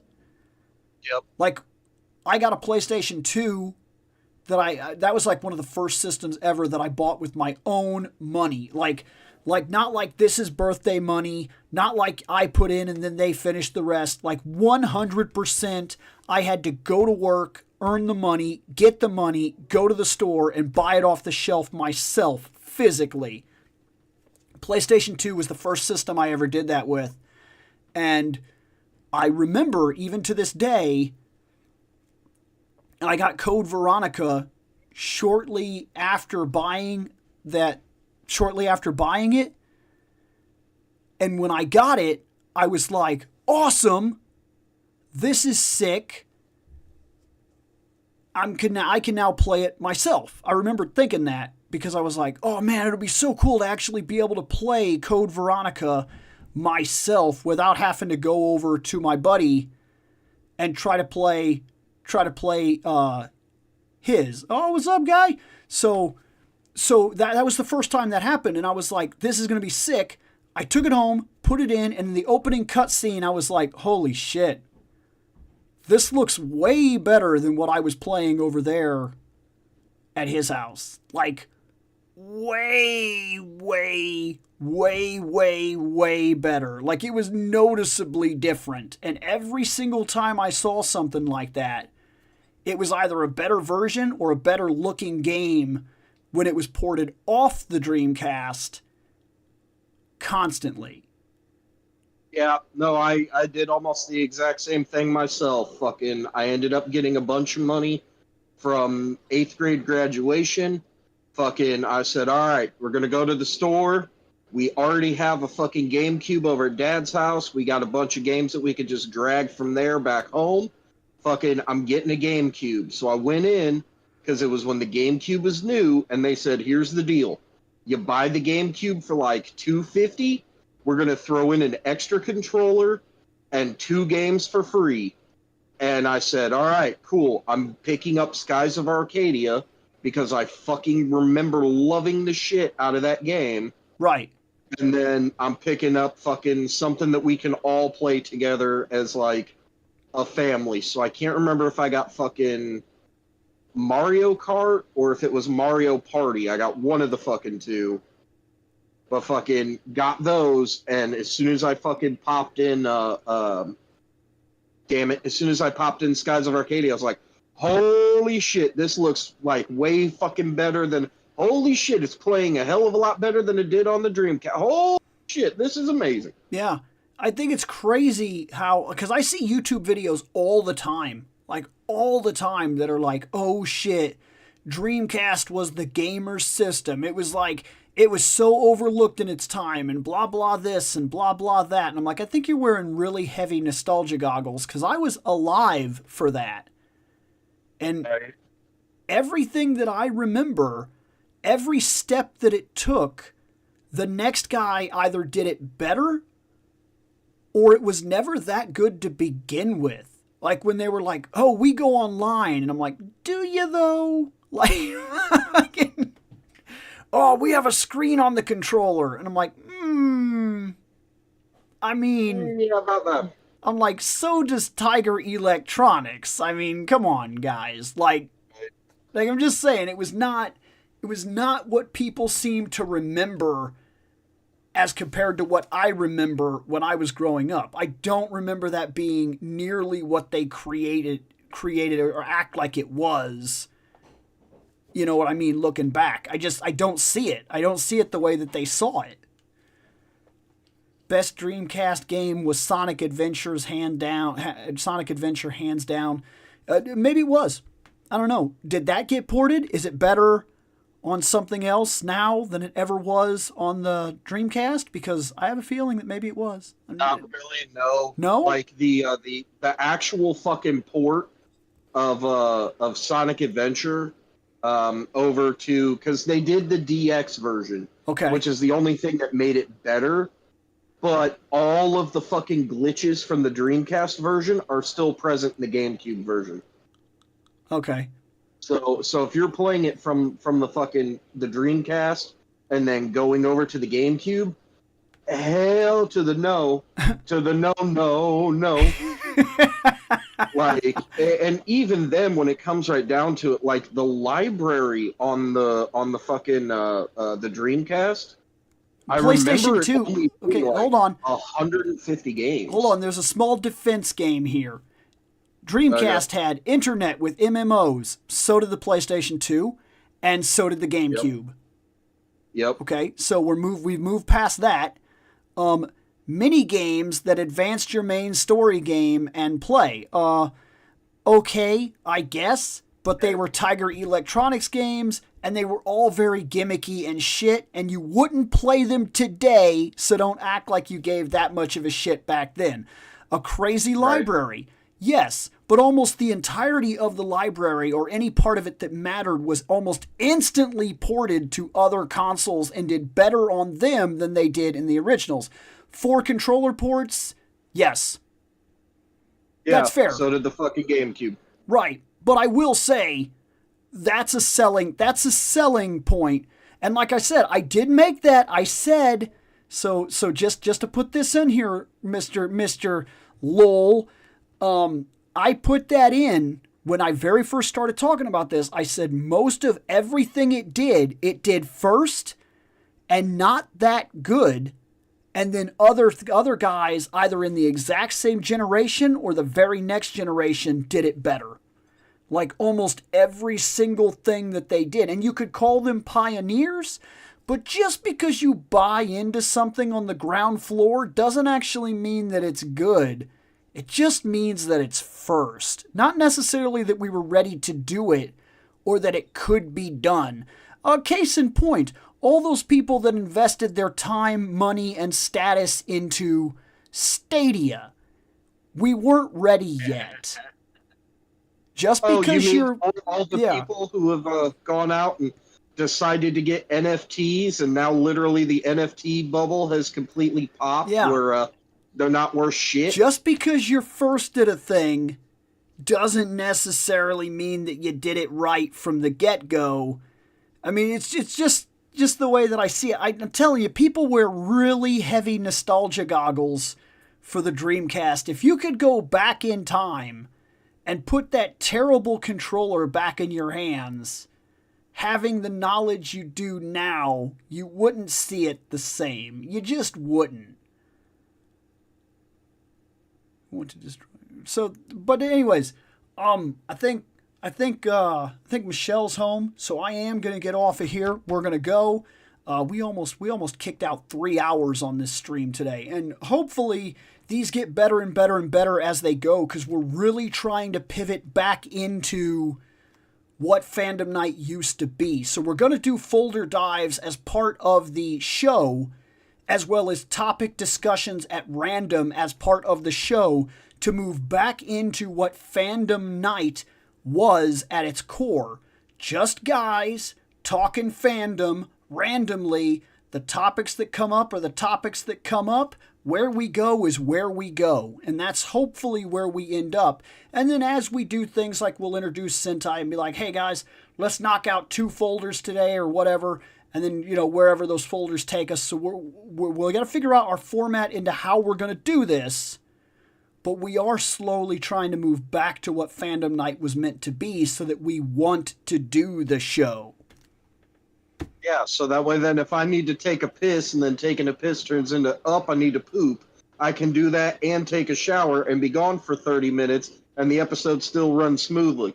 Right. Okay, so... Because that's what happened. So we're going to hop out. Hope anybody that did show up to hang out here hung out and had a good time and whatnot. And I think we are actually we're discussing trying to make this a little more common to come in on like a Thursday night and like something, post more often.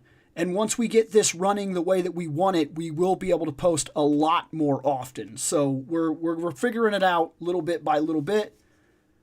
Later on, I guess, is all I got on this one now. Yeah,